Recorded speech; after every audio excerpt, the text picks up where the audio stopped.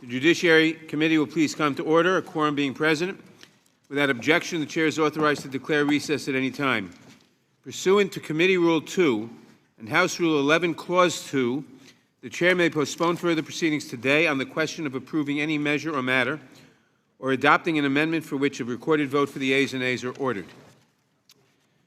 Today we meet to begin consideration of articles of impeachment against President Donald J. Trump.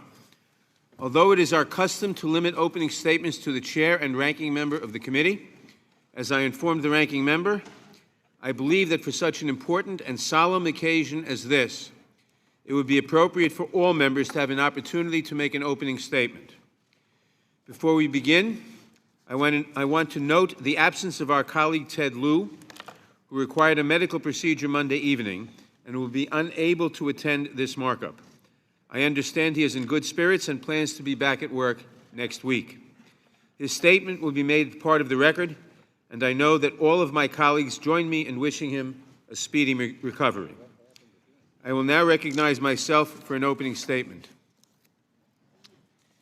Today, we begin consideration of two articles of impeachment against President Donald J. Trump.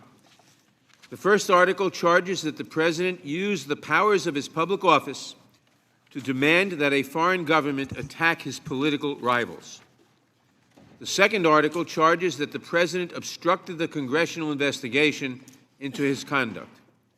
Other presidents have resisted congressional oversight, but President Trump's stonewall was complete, absolute, and without precedent in American history. Taken together, the two articles charge President Trump with placing his private political interests above our national security, above our free and fair elections, and above our ability to hold public officials accountable. This committee now owes it to the American people to give these articles close attention and to describe their factual basis, meaning, and importance. I believe that three questions should frame our debate. First, does the evidence show clearly that the President committed these acts? Second, do they rise to the level of impeachable high crimes and misdemeanors? Third, what are the consequences for our national security, for the integrity of our elections, and for our country if we fail to act? To the first question, there can be no serious debate about what President Trump did. On July 25th of this year, when he spoke to President Zelensky of Ukraine by telephone, President Trump had the upper hand. Ukraine had been invaded by Russia. Zelensky had only recently been elected. He badly needed our help. He needed it in the form of military aid already appropriated by Congress because of our national security interests in Ukraine. And he needed help in the form of an Oval Office meeting so he could show the world that the United States stands with him against Russian aggression. President Trump should have focused on America's national security and on the interests of the American people on that call. Instead, he completely ignored them in order to push his own personal political interests. President Trump asked for a favor. He wanted Ukraine to announce two bogus investigations, one into former Vice President Biden, his leading opponent in the 2020 election, and another to advance a conspiracy theory that Ukraine, not Russia, attacked our elections in 2016. These were not legitimate requests. Neither was supported by the evidence. One investigation was designed to help President Trump conceal the truth about the 2016 election. The other was designed to help him gain an advantage in the 2020 campaign. Both were divorced from reality and from official U.S. policy. The evidence proves that these requests were not related to any real interest in rooting out corruption. President Trump eagerly does business with corrupt governments every day. The evidence shows that President Trump did not care if real investigations took place. A public announcement that the government of Ukraine was investigating his rivals would have been enough for him to release the aid, whether or not an actual investigation ever took place. After the call, President Trump ratcheted up the pressure. He dangled the offer of an Oval Office meeting. He withheld $391 million in military aid. His personal lawyer traveled to pressure the Ukrainians directly. The president deployed other agents, including outside the official channels of diplomacy, to make his desires clear. By September, President Zelensky was ready to comply, to announce the two fake investigations. Then the scandal broke into the open. Caught in the act, the president was forced to release the aid. When the House of Representatives opened an inquiry into the president's actions, President Trump did everything in his power to obstruct the investigation. He declared across-the-board resistance. He ordered every official in the federal government to defy all subpoenas related to the inquiry. At his command, the administration also refused to produce a single document related to the inquiry, not one.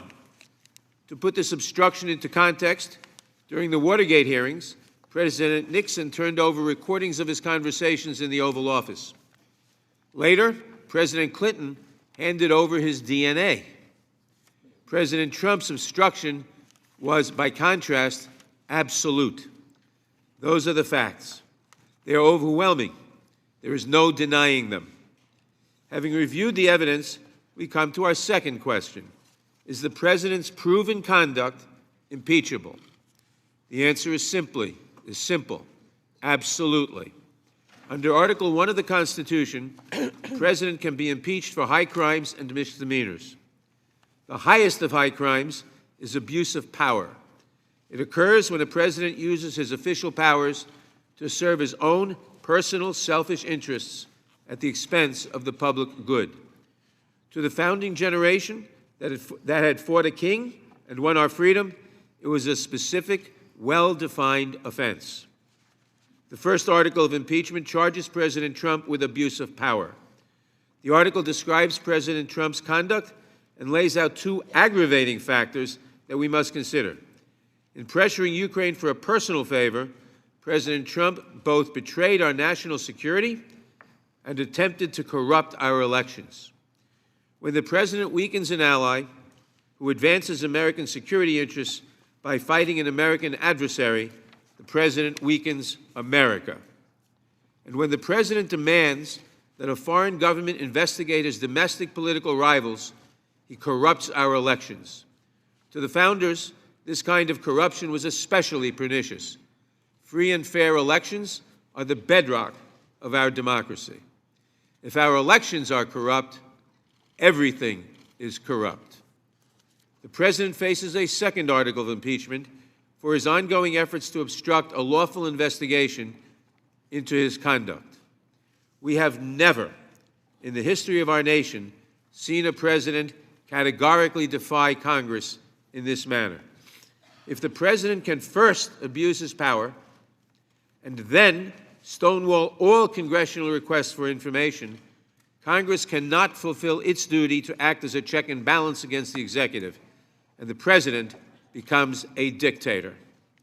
Later tonight, you will hear more about both articles and how they describe a pattern of behavior that President Trump seems determined to repeat again and again.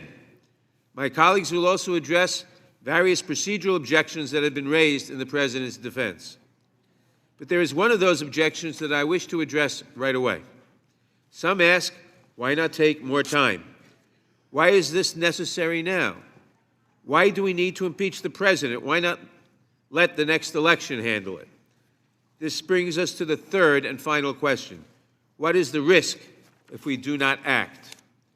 Over the past 94 days since the House investigation began, indeed over the last 3 years, one indisputable truth has emerged. If we do not respond to President Trump's abuses of power, the abuses will continue. We cannot rely on an election to solve our problems when the president threatens the very integrity of that election. Nor can we sit on our hands while the president undermines our national security and while he allows his personal interests and the interests of our adversary, Russia, to advance. The President's personal lawyer was in Ukraine again just last week. That was not 3 years ago. That was not 3 months ago.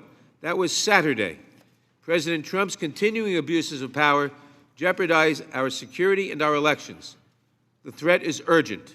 If we do not act now, what happens next will be our responsibility as well as his. I will close with a word to my Republican colleagues. I know you. I have worked with many of you for years. I consider you to be good and decent public servants. I know this moment may be difficult, but you still have a choice. I hope every member of this committee will withstand the political pressures of the moment. I hope that none of us attempt to justify behavior that we know in our heart is wrong. I hope that we are able to work together to hold this president or any president accountable for breaking his most basic obligations to the country and to its citizens. And while you think about that choice, please keep in mind that, one way or the other, President Trump will not be president forever. When his time is past, when his grip on our politics is gone, when our country returns, as surely it will, to calmer times and stronger leadership, history will look back on our actions here today. How would you be remembered? We have each taken an oath to support and defend the Constitution against all enemies, foreign and domestic. I hope to be remembered for honoring that oath. I hope you feel the same. And so, with a heavy heart, but clear in my duty to our country, I support these articles of impeachment. I urge my colleagues to support them as well. I yield back the balance of my time. I now recognize the distinguished ranking member of the Judiciary Committee, the gentleman from Georgia, Mr. Collins, for his opening statement. Thank you, Mr. Chairman. I find it amazing at best, hilarious, I guess, at worst, that we come to quote a solemn and amazing moment. We've been on this path since November 2016. This is not new. We've been trying this for almost 3 years if you're a majority member of this party. The only thing that has changed is the opportunity from last November when you became the majority. The only thing that changed in your desire to impeach this president was that you became the majority. And we have spent all year in this committee trying to impeach the president. We have occasionally had markups on bills, most of which so partisan they cannot even go forward in the Senate, most of which that do not address any issue that we've talked about. But it is amazing to me that we're taking it now as such a solemn oath that we've made up something to now come to this point to say, this is very solemn, like it jumped up and snuck up on you. It's about like the holiday season. It doesn't jump up and sneak up on you when you've been expecting it the whole time. And that's what we've been doing. What has been amazing to me is some things that we have seen. So let's just take some perspective here for a little while. What has our committee, this great committee, come to? That's the question for us. Let's just take it for just a moment inside these impeachment hearings. This is our third. I'll count it into tomorrow for three. 3 hearings in this committee of impeachment, and that's all we're having. What did we get out of those 3 hearings? We had a bunch of law professors, 3 of which who cannot stand the president, who cannot stand his voters, and cannot stand the fact that he's still in office, telling us why he should be impeached, and that inferences were okay to find impeachment. We had a hearing just 2 days ago from staff lecturing us on what's relevant and not relevant, and what they found in a report, while the member that wrote the report hid in his closet somewhere, I guess, or in his office, not wanting to come face the questions of this committee. That should be abhorrent to everyone here. So let's think about what we've seen and what we've not seen. And again, Chairman Schiff is nowhere to be found. When we understand this, we look forward. Tonight it has started again. We talk about tearing down of national institutions, and we start talking about putting our security at risk, when tonight, even in the chairman's opening statement, we start with one of the most amazing takedowns I have ever seen, When they can't make their argument that the president pressured Mr. Zelensky, they then attack Mr. Zelensky and then say that he was pressured. When Mr. Zelensky on numerous occasions, he said, I have not been pressured, I'm not being used, the call was fine, I'm not being pressured to do anything, then here's what the majority is saying. The majority is saying Mr. Zelensky is a liar, and we in this body, the Democrats, are tearing down a world leader in the eyes of those that don't like him in his own country and Russia, who is attacking him. Think about that one for just a second. Let that sink in. When we can't make our case, we tear down, not only try to tear down the leader of the free world, President Trump, we're tearing down the newly elected leader of the Ukraine. This is amazing to me. You can't make your case against the president because nothing happened, and when President Zelensky confirms nothing happened, we start tearing him down. I never thought we would cross outside of the ocean to try and basically impugn the integrity of a world leader like we have been for the last 2 hearings.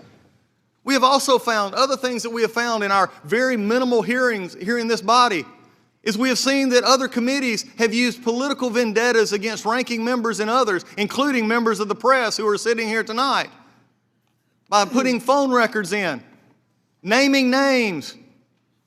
I mean, you talk about getting even. We put names, Mr. Nunez, Mr. Solomon, others, on those 4 numbers that we looked at. And nobody would own up to it. Mr. Goldman, Mr. Schiff, of course, wasn't here, but even Mr. Goldman wouldn't own up to who said to do that when they could have simply put in the record, Congressman 1, Congressman 2, reporter 1. No, they got what they wanted. They got their drive-by. They got their political smear. That's the record being built in Judiciary Committee. Not a record of facts against this president, a record of a Democratic Party who's lost all moorings of fairness and good taste. That's what we're seeing here. And we can have all the flowery opening statements tonight we want, but they can't get away from that fact. What is the big lie that is being perpetrated here on us? The big lie is this. And one of the Democrats have told the American people, they have said this for 3 years. The big lie that we're hearing perpetrated tonight is one, the end justifies the means. The lie is that the sham impeachment is okay because the threat is so real and so urgent and so imminent.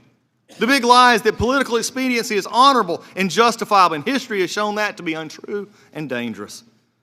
The big lie is that Adam Schiff had gained evidence in plain sight, he said, of President Trump colluding with Russia, and Special Counsel Mueller's report debunked that lie, but it continues to spread like a cancer every time we meet. The big lie is that the evidence of the impeachment of overwhelming and uncontested. The facts are undisputed. The very fact that people in this committee dispute the facts make them disputed facts, not undisputed facts. The problem that we're seeing here is when you even get to the articles themselves, abuse of power. When you look at these articles and compare them to history, I'm glad the chairman brought up history. Because I would not write history. It will be written for us at a later time because they will not always be the majority, as he talked about this president not always being president. I do believe he will be president for 5 more years. But at this time, there will be a turnover at some point. And what have we had? This is the articles that we wrote after all of these hearings and all these grand pronouncements and all these thoughts of crimes in plain sight. We get abuse of power? With no real dates on this is the abuse. It's just generic, vague statements. You know why I believe that is? Is because the Democrats can't come up with the argument for it. They don't have the who knew it and when they knew it. All they have is, well, here, members, we're going to give you abuse of power. You go home, pick something you don't like about the president. There's your abuse of power. This is as much about political expediency as it is anything else, and that should never be in articles of impeachment. And anybody to defend that is treading on very thin ice. And then obstruction of Congress. You know, the only obstruction we've seen here is obstruction from Chairman Schiff of this investigation. He did not turn over the documents as he was supposed to. We get those last Saturday in a massive document up after we've already had a hearing, after we had getting ready for another hearing in which we were supposed to lay out the report. And tonight, he sends a letter of classified information that has been classified over to us tonight. Don't think for a second, American public, that this majority wants you to find the truth. The obstruction has only occurred from Adam Schiff and the Hipsy and the majority. keeping people from actually trying to find the truth. That's the only obstruction here. So why don't we just have that as an obstruction charge? But it would be against Adam Schiff and the majority, not the president. 2 articles like that? Abuse of power and obstruction of Congress in 70-something days. The only abuse of power here is the majority racing the fastest they've ever had, the clock in the calendar determining what impeachment looks like. That's the abuse of power, as Professor Turley said. But before I finish, I cannot stop without this. The real legacy of this impeachment hearing will not be the removal of Donald Trump as president. In fact, if anything, they see the majority for what they are, on a 3-year vendetta to get someone that they couldn't beat, and they're desperate to do it before he beats them again next year. Here's the real damage. It's the institutional damage to this body.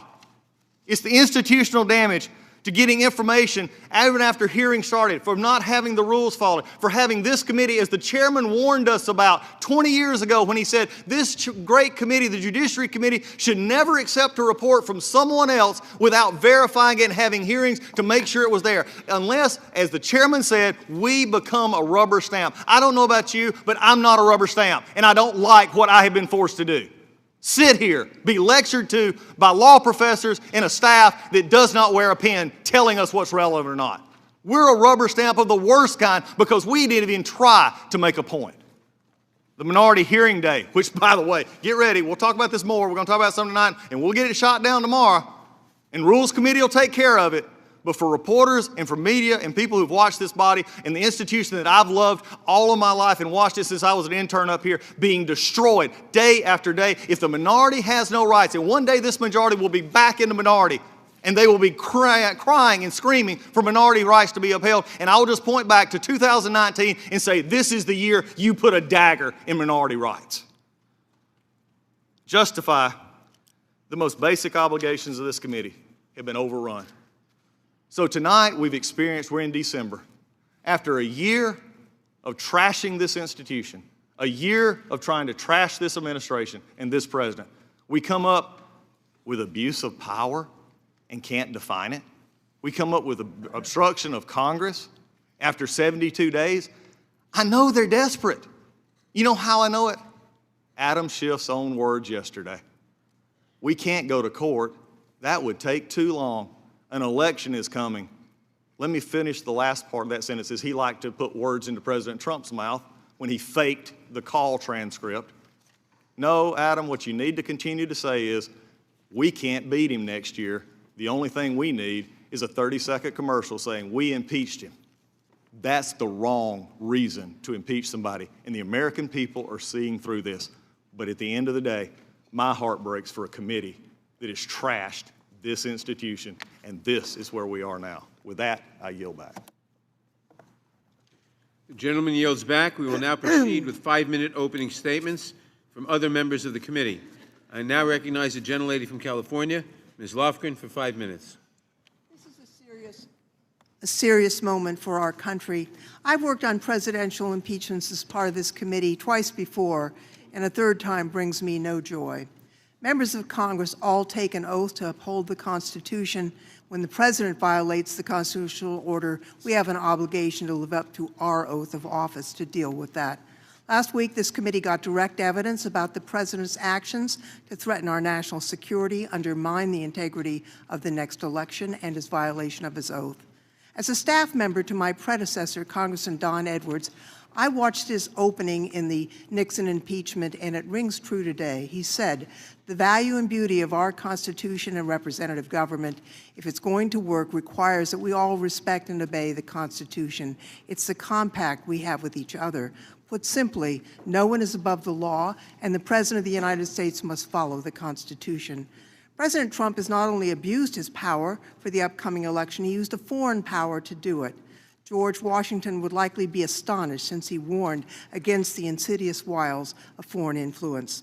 One of my most vivid memories of the 1974 impeachment was Representative Chuck Wiggins, one of the most vigorous defenders of President Nixon, when he realized that Nixon had lied to him. I've been waiting for Republican members here to have their Chuck Wiggins moment. But it seems like we live in an alternate reality, whereas one columnist recently said, if it swims and quacks like a duck, it's a piano. It's understandable that Republicans feel loyalty to the leader of their party, but loyalty to our country and our Constitution must be greater. I've reviewed what Republican committee members said during the Nixon impeachment. Representative Larry Hogan said, "It's not easy for me to align myself against the president to whom I gave my enthusiastic support, but I cannot in good conscience turn away from the evidence." Caldwell Butler, another pro-Nixon Republican, said, "The misuse of power is the very essence of tyranny," and that Nixon's lack of remorse for his misconduct and concern for his constitutional responsibility were a factor in his supporting impeachment. That is a problem today as well. President Trump continues his misconduct. He's not contrite. He poses an ongoing threat. Representative Butler said this about the Republicans: "It is we, not the Democrats, who must demonstrate that we are capable of enforcing the high standard." Where are the Caldwell Butlers and Larry Hogans of today in the Republican Party? What is before us is a serious abuse of power and obstruction of Congress, and I hope that every member here will vote their conscience. We are blessed to live in a wonderful free country. An important thing that keeps us free is the Constitution of the United States and the generations of Americans who've defended that Constitution on the battlefield, in the courts, in the Congress. The founders included the impeachment clause in the Constitution purposefully, and they gave Congress the sole authority to impeach for a reason. If the president, who had been granted vast powers, abused that power, threatened the constitutional order, then Congress could and should act to try to curb that abuse. It is the foundation of our free society. The power to impeach is not to punish a president. It is to protect Americans from a president who would abuse his power, upend the constitutional order, and threaten our democracy. Regrettably, President Trump has engaged in the abuse of power. His failure does not permit us to fail to fulfill our oath. It is with considerable regret that I find our country faced with the need to impeach President Trump for his abuse of power. But the future of our democracy and constitutional order require it, and I yield back. The gentlelady yields back. Mr. Sensenbrenner. Mr. Chairman, I agree with everybody that tonight is a very solemn night.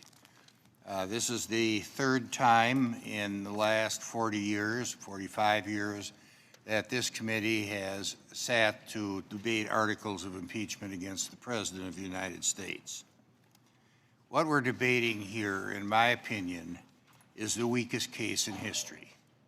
And yet the Democrats have decided to go full speed ahead, again because of the clock and the calendar, with an incomplete record, simply by using hearsay evidence and trashing the rules of the House every time they can in order to speed things up for the preordained conclusion, and that is a partisan vote for impeachment, something that both the Speaker and the Chairman of this committee rejected earlier on when they thought they could make this bipartisan. If they could have made it bipartisan, they blew their opportunity very early on with their trashing of the rules and the trashing of what is in the history of this committee. Now let's look at these two articles. Unlike the Nixon and Clinton impeachment, there is no crime that is alleged to have been committed by the President of the United States. There are policy differences, but I would submit that given the definition of treason, bribery, and other high crimes and misdemeanors, that does not mean that policy differences should be enough to remove a president from office. There's no allegation of bribery in these articles. There's no allegation of extortion. They have defined for themselves what a high crime and misdemeanor will be. This bar is so low that what is happening is that a future president can be impeached for any disagreement when the presidency and the House of Representatives are controlled by different parties. And that goes back to establishing a parliamentary system, which the framers explicitly rejected at the time of the Constitutional Convention.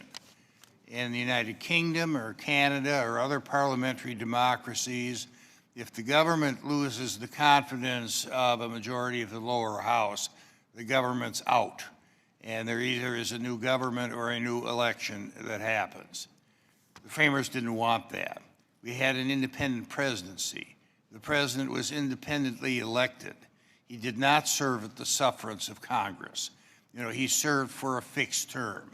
And it was only if he really obstructed the functions of government or was treasonous, he could be impeached. Now let's look at obstruction of Congress. Again, in the past, whenever the executive and legislative branches in the United States have had a disagreement, they've gone to court, and the third branch decides this difference. This committee and this majority are so hidebound to their clock and their calendar that they will not allow the judicial process to work out. What brought Richard Nixon down, honestly, was the Supreme Court saying that he had to turn over certain documents. And within 2 or 3 weeks after that, the president knew his time was up. There were Republicans that convinced him of that, and he resigned, mooting out the impeachment. So yes, the Constitution is at stake. The framers of our Constitution's enlightened decisions are at stake. We are not to go on a road to becoming a parliamentary democracy like England and Canada are. We need an independent president who does not have to suffer to anything a congressional majority might throw at him. That's what the courts are for, to figure it out. And I would appeal to my chairman, the majority members of this committee, to listen to what Madison and Hamilton had to say during the ratification of the Constitution and during the debates at the convention.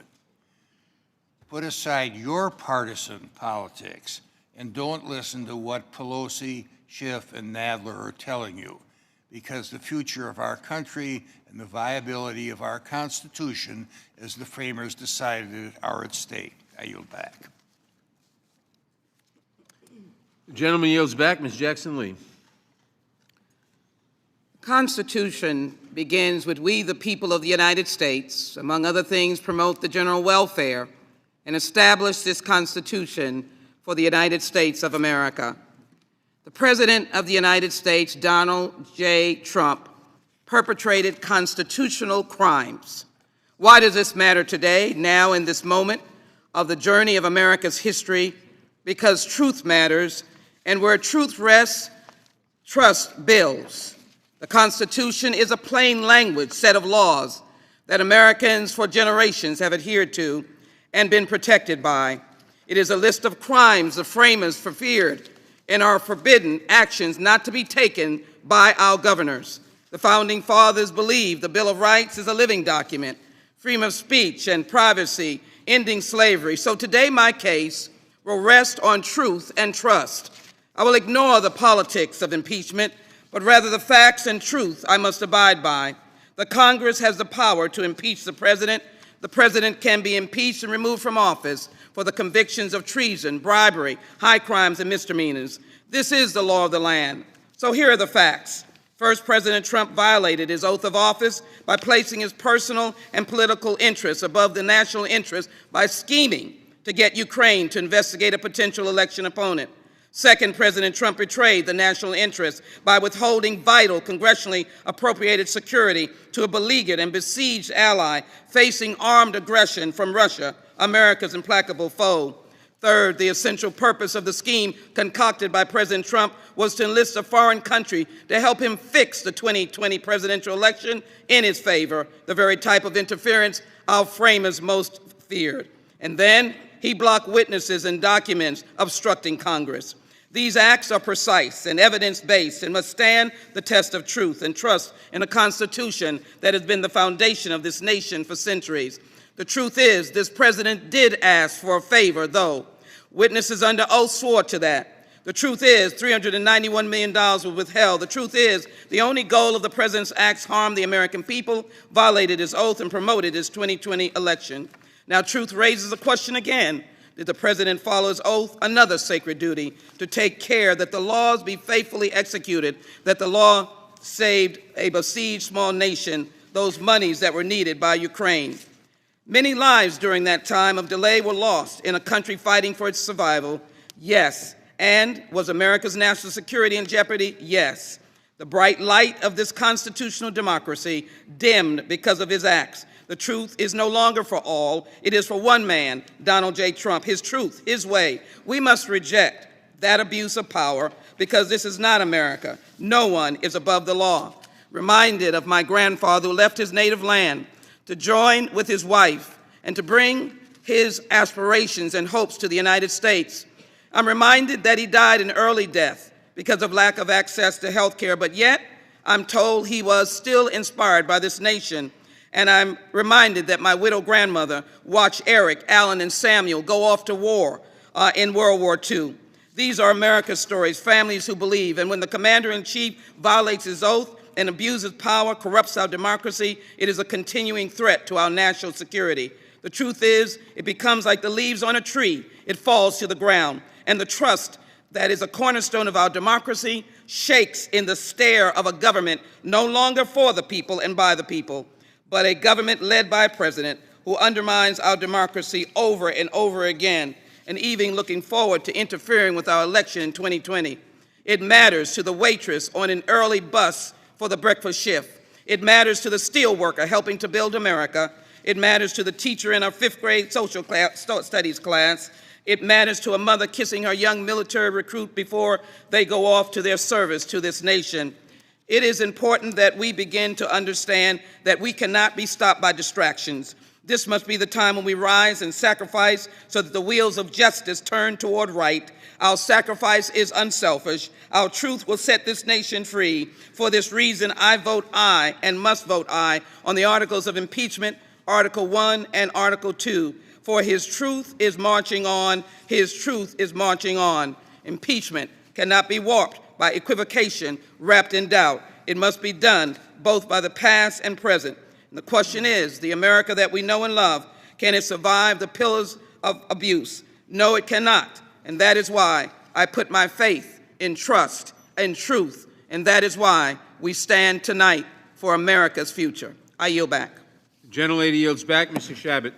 Mr. Chairman, as we consider this evening articles of impeachment that, if adopted by this committee, the full House, and God forbid, garners a 2/3 vote in the Senate, would result in the overturning of a presidential election, it seems appropriate to consider how in the world we got here. We are witnessing, I believe, the most tragic mockery of justice in the history of this nation. We are witnessing an inexplicable rush to impeach a president who is disliked, no, loathed by most of my Democratic colleagues and by their supporters, and as a result of that loathing, they see fit to abandon all basic tenets of fairness, due process, and justice guaranteed to every American under the Constitution. After the farce in the Intelligence Committee, we had dumped in our laps a report recommending impeachment with no time to adequately consider or review the materials. So much for the rules allowing members of the Judiciary Committee, or any committee for that matter, to responsibly consider such materials, especially if they're involving something as important as the impeachment and potential removal of the President of the United States. The report from the Intelligence Committee was based largely on testimony taken in secret depositions in the basement of the Capitol building, which was closed to most members of Congress, closed to the media, and closed to the American people. If that's not bad enough, the report scandalously published the phone records of the President's personal attorney, a member of the media, and a fellow member of this body. Under what legal authority these phone records were obtained, we have no idea. Then last Wednesday, this committee, the committee actually charged with handling impeachment, held the first of 2 hearings in which we heard from exactly 0 fact witnesses. On Saturday, the Democrats on this committee announced that they had, without precedent, changed the requirements for impeachment so that the commission of an actual crime would no longer be necessary to satisfy the standard of high crimes and misdemeanors. And they announced that the president would not be permitted to present a case in his own defense. Every school child in America knows that it is improper and unfair to change the rules in the middle of the game, Mr. Chairman. It's an ex post facto law and forbidden under the Constitution. The flaunting of the law by the majority on this committee has been breathtaking. This past Monday, during our second hearing, again without any fact witnesses, we had the bizarre situation in which rather than members questioning witnesses, we had staff questioning staff, and even had a staff witness get up from the witness stand down there, walk over to this dais, and begin questioning another staff witness. At the same time, Republicans on this committee were denied the absolute right to have a minority hearing day, which is guaranteed by this committee's own rules. The chairman of this committee and the majority have seen fit to abuse this committee's rules and ignore the rights of the minority with impunity. The majority should keep in mind that they will one day be in the minority, and they are setting a precedent in which they will likely one day be the victim themselves. Now we're debating articles of impeachment drafted by the majority on this committee, really by Nancy Pelosi and her cohorts, without any consultation with the minority party and based on what constitutional scholar Jonathan Turley called wafer-thin evidence. Tomorrow, this committee will hold a vote to impeach a president without having heard from a single fact witness and without allowing the minority party the ability to call any witnesses or present any defense. What a travesty of justice. In summary, over the last few weeks, House Democrats have either actively participated in or acquiesced to the drafting of impeachment articles based solely on evidence collected in secret hearings closed to the media and to the American people. Constitutionally prohibited ex post facto rules were welcome. The President's Fourth Amendment rights under the Constitution were ignored. The President's due process rights under the Fifth Amendment and his right to face his accusers and present a defense under the Sixth Amendment were also totally ignored. If George Orwell had written the script, no one would have believed it. People would say that it's ridiculously implausible, and yet here we are. To satisfy their base's extreme hatred of President Trump, House Democrats have taken a blowtorch to House rules, the rule of law, and most frighteningly, to the Bill of Rights. This is a sad day in American history, Mr. Chairman. The folks in the liberal media might be cheering you on, but I highly doubt that either history or the American people will judge you so leniently. And I yield back. The gentleman yields back. Mr. Cohen. Thank you, Mr. Chairman. Our Constitution embodies our values and laws and invests the power of our government in the authority of the people, expressed through free and fair elections. When President Trump, for his own personal political gain, asked for a favor from a foreign leader, he did exactly what our founding fathers feared most. He invited the influence of a foreign power into our elections. This is one of the primary reasons the founders placed impeachment in our Constitution. Last week, Professor Carlin summed up his wrongdoing well when she stated, quote, when President Trump invited, indeed demanded, foreign involvement in our upcoming election, he struck at the very heart of what makes this country the republic to which we pledge allegiance. That demand constituted an abuse of power. She continued on. Drawing a foreign government into our election process is an especially serious abuse of power because it undermines democracy itself. It's as if our founders could see into 2019, and when they did, they saw Donald Trump corrupting our democracy by saying to President Zelensky of Ukraine, I'd like you to do us a favor, though. President Trump's subversive and illegal action in seeking foreign interference are an effrontery to our Constitution and to free and fair elections. They are an affront to our founders. They are an affront to the suffragists who fought for women's voting rights. They are an affront to the memory of Medgar Evers, a civil rights leader assassinated in Jackson, Mississippi. They are an affront to the memories of Andrew Goodman, James Chaney, and Michael Schwerner, civil rights workers murdered in Philadelphia, Mississippi during the Freedom Summer of '64 while registering African Americans to vote. They are an affront to the memory of Viola Liuzzo, a mother of 5 who was murdered by the Ku Klux Klan while she was in Alabama to participate in the Selma to Montgomery March. And they're an affront to the memory of the Reverend Martin Luther King, Jr., who championed the Voting Rights Act of 1965. And they're an affront to every service member who has ever fought to defend our nation and our system of self-government, which is based upon free and fair elections. President Trump's attempt to subvert our election was an attack on America. The president got caught when the whistleblower exposed the president's scheme.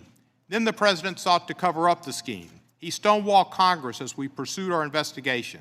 He instructed his staff, cabinet, and other federal officials to do the same. Previous presidents facing impeachment, even President Nixon, cooperated with Congress. But President Trump has thumbed his nose at constitutional power, and he refused to appear to defend himself.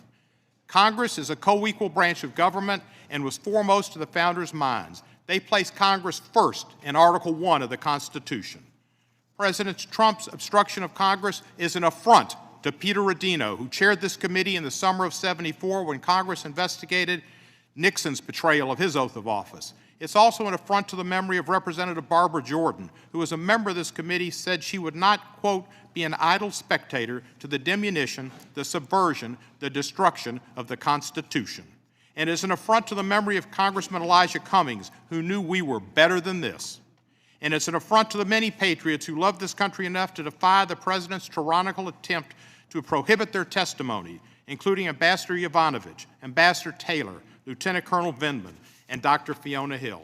And further, is an affront to the memory of Caldwell Butler, a principled Republican of the Judiciary Committee in 1974. He did not support impeachment before the hearings, but he listened to the evidence, and that convinced him. He announced he would vote for impeachment by saying, "For years, we Republicans have campaigned against corruption and misconduct, but Watergate is our shame." His sense of right and wrong was inviolate. When his mother warned him that his future would go, quote, down the drain, unquote, he responded, "Dear mother, you're probably right. However, I feel that my loyalty to the Republican Party does not relieve me of the obligation that I have." His mother was wrong. Representative Butler served for another decade. And President Trump's obstruction of Congress is an affront to the citizens of my district, all members of Congress, and all Americans who support free and fair elections. We, the People's House, have a duty to uphold our oath of office and to be a check on a president who abuses his power, betrays his oath, and corrupts our elections. Those who want to turn a blind eye to President Trump corrupting our democracy will try to get us to look away. We should not look away. I will not look away. I will remember our founders' great plan for our great nation, and I will remember the rule of law. Above all, I will adhere to my oath of office. I yield back the balance of my time. Gentleman yields back. Mr. Gohmert. This is truly a sad day for America. It's a sad week for America. You want to know where the Hogans and Butlers are? They're right here. There are people here willing to vote against our president. But a funny thing happened on the way to this hearing. We just got a report from Obama's Inspector General, and his report confirms what we had a feeling was true, but we were willing to wait and hear what the truth was, and that is the president nor his campaign committed any crimes. For 3 years, we've heard from people that are now in the majority talk about the crimes of the president. And where are they? Well, they kept saying, "Mr. President, come in, you got to testify. We'll be fair with you. Come tell us about the crimes. And here's the crimes you've committed." And where are they now that we have the articles of impeachment? A vague abuse of power, obstruction of Congress, the very things the majority has done in preventing us from having the witnesses that could shed light on this, not opinion, but fact witnesses. We needed to hear from those witnesses, people like Sean Misko, Abigail Grace, Eric Chiramella, Devin Archer, Joe Biden, Ellie Orr, Alexandra Chalupa, and so many others. They don't want fact witnesses. Let's hear from professors who hate Donald Trump, who are willing to sell their education just to make a point against somebody they don't like. This is a dangerous, dangerous time in America.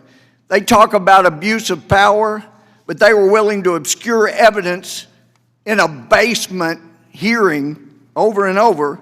They're willing to block witnesses from coming in here and testifying before Congress.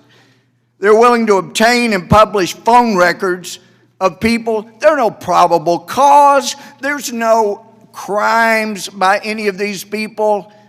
But it reminds me a lot of what happened under the Bush Department of Justice when we got an IG report that said there were probably over 3,000 national security letters like subpoenas sent out on fishing expeditions. I was outraged. Here I am, a Hogan or Butler, and I was talking with Senator Schumer, I was outraged like he was. The report said of the abuses, and I called the White House and I said, this is outrageous. The abuses of Americans' rights, somebody's got to answer for this, and we need a new attorney general. And my mistake was not demanding a new director of the FBI because Mueller stayed and he screwed it up even worse than it had been before. Yeah, some of us stand up and call it like it is, no matter which administration is in office. And now we've heard from Horowitz, we've heard from Barr and Durham, all 3 years screaming about lies were the real lies. And at some point, I would think, I'm a Democrat, the report says all these things we said were crimes. They didn't happen. They didn't exist. It was all a fabrication. And in fact, all 4 of those warrants should never have been issued. And I hope some of my friends across the aisle will finally join me in saying, let's either get rid of the FISA courts or figure out a way to make them better, because they are so abusive, and they have been. And my party didn't want to fix it. Their party doesn't want to fix it. It needs to be fixed. Let me just say, I came in here, I did not want to get emotional. And I've sat through trials that were hard to sit through, but nothing like sitting this week in this committee hearing. Indeed, like Jefferson, I tremble that God is just and his justice won't sleep forever. But the abuses, the obstruction of Congress have come from Congress. I would have expected Donald Trump to just say, you came after me, my business associates, my family now. I'm going back and I'm going to make billions of dollars. To heck with you guys. But he has hung in there. It's amazing. At some point, the majority has got to say, they probably won't, we're really sorry. There was nothing on which to base all those allegations of crimes on, and we owe you indeed apology. Let's see the Hogans and Butlers in the Democratic Party. Hadn't seen one yet. Yield back. Gentleman yields back. Mr. Johnson. Thank you, Mr. Chairman. Until this investigation began, I did not support impeaching President Trump. And I'd like to tell y'all what changed my mind. America first. We've heard those words a lot recently. We haven't always agreed on what they mean. But we know this. Our founders created impeachment so that no president could place himself above the law. Impeachment gives Congress the ability and the responsibility to put America first. I don't take that responsibility lightly. While I didn't vote for President Trump, I respect the office that he holds. I didn't call for impeachment when the president shut down our government or tried to rip health care from those with pre-existing conditions, or embarrassed us on the world stage, or pardoned political cronies, or took money from our troops to fund his wall, or tore babies from their mothers at the border. I didn't call for his impeachment then, not because I supported this president's actions. I simply felt that impeachment should be reserved for moments when our democracy itself is in danger. When the sign says, in case of emergency, break glass, there better be one heck of an emergency. I did not call for impeachment before, but I call for impeachment today because this is one heck of an emergency. The facts are clear. President Trump undermined America's foreign policy to pursue what his own national security staff called a domestic political errand. He withheld military aid, putting America's national security at risk in what his hand-picked ambassador called a quid pro quo.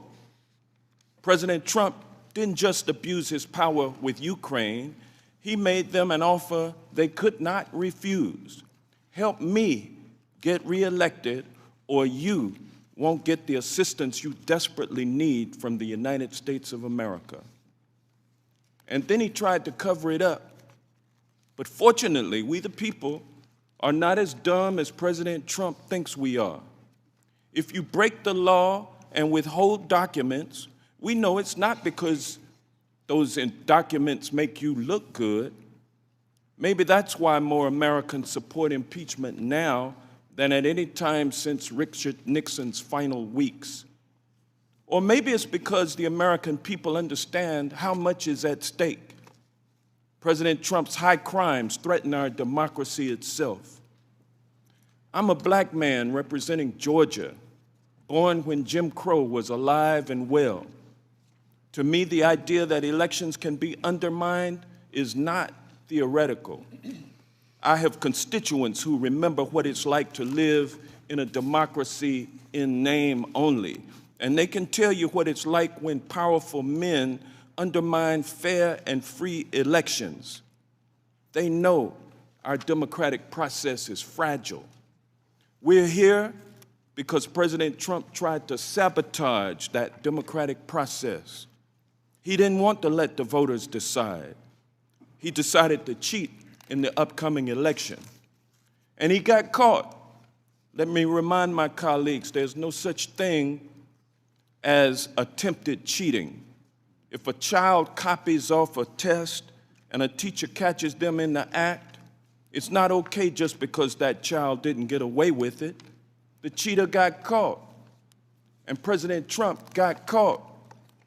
We know there was a conspiracy, a crime, and a cover-up. There's only one thing we don't know. What will Congress do about it? Will we hold the president accountable, or will we serve as his accomplices? We're not voting on whether President Trump should remain in office. That's the Senate's job. Our job today is simply to decide whether the president crossed a line.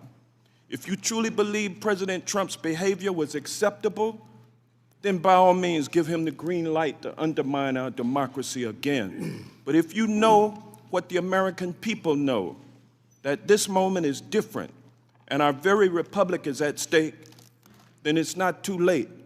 Put the law above the president. Put your oath above your political ambition. Put the country we all love above the interest of just one man.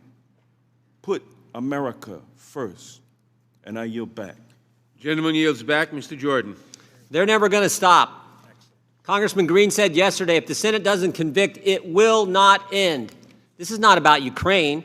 Facts are on the president's side. Zelensky said he wasn't pressured. Ukrainians didn't even know aid was held at the time of the call. And most importantly, they did nothing to get the aid released. This is about one basic fact. The Democrats have never accepted the will of the American people. 3 weeks ago, Nancy Pelosi called the President of the United States an imposter, and the attacks on the President started before the election. On July 31st, 2016, the FBI opened the Trump-Russia investigation and spied on 4 American citizens associated with President Trump's campaign. They took the dossier to the FISA court, and they lied to the court 17 times. Didn't tell the court the guy who wrote the dossier was desperate to stop Trump. Didn't tell the court the guy who wrote the dossier was working for the Clinton campaign. Didn't tell the court the guy who wrote the dossier had been fired by the FBI for leaking information to the press.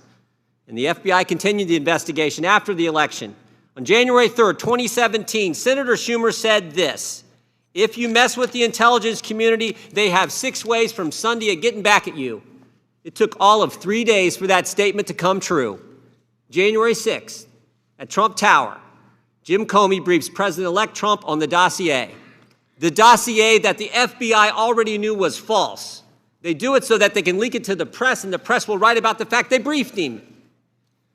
The president was told he wasn't under investigation when, in fact, they were investigating him and trying to trap him at that meeting. And, of course, they continued their investigation after the inauguration. When we deposed Jim Comey in this committee, last Congress, he said after 10 months of the FBI's investigation, they didn't have a thing. Comey gets fired on May 9, 2017. 8 days later, Bob Mueller gets hired, and we get 2 years of the Mueller investigation. 19 lawyers, 40 agents, 500 warrants, 2,800 subpoenas, but zero collusion. But Democrats don't care about the facts, and they're never going to stop.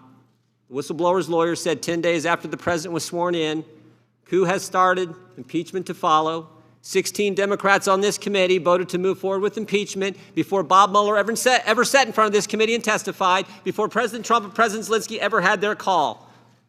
They're never going to stop with their attacks because they can't stand the fact that President Trump is actually draining the swamp and doing what he said he would do, and most importantly, getting results.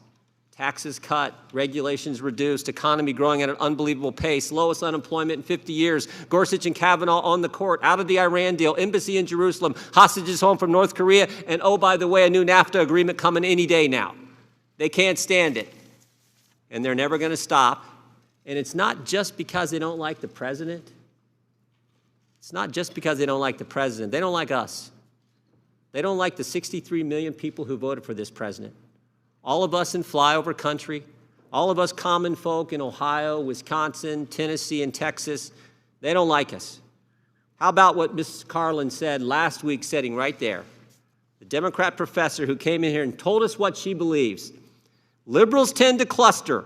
Conservatives spread out because they don't even want to be around themselves. How about our colleague, Maxine Waters, June of 2018, when she said this?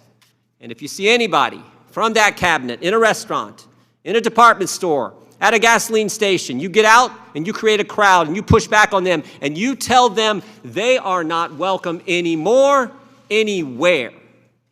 That is scary. How about Peter Strzok, the guy who ran the Clinton investigation, the guy who ran the Trump-Russia investigation, the deputy head of counterintelligence who was fired when he said this, went to a Southern Virginia Walmart, I can smell the Trump support. They don't like us.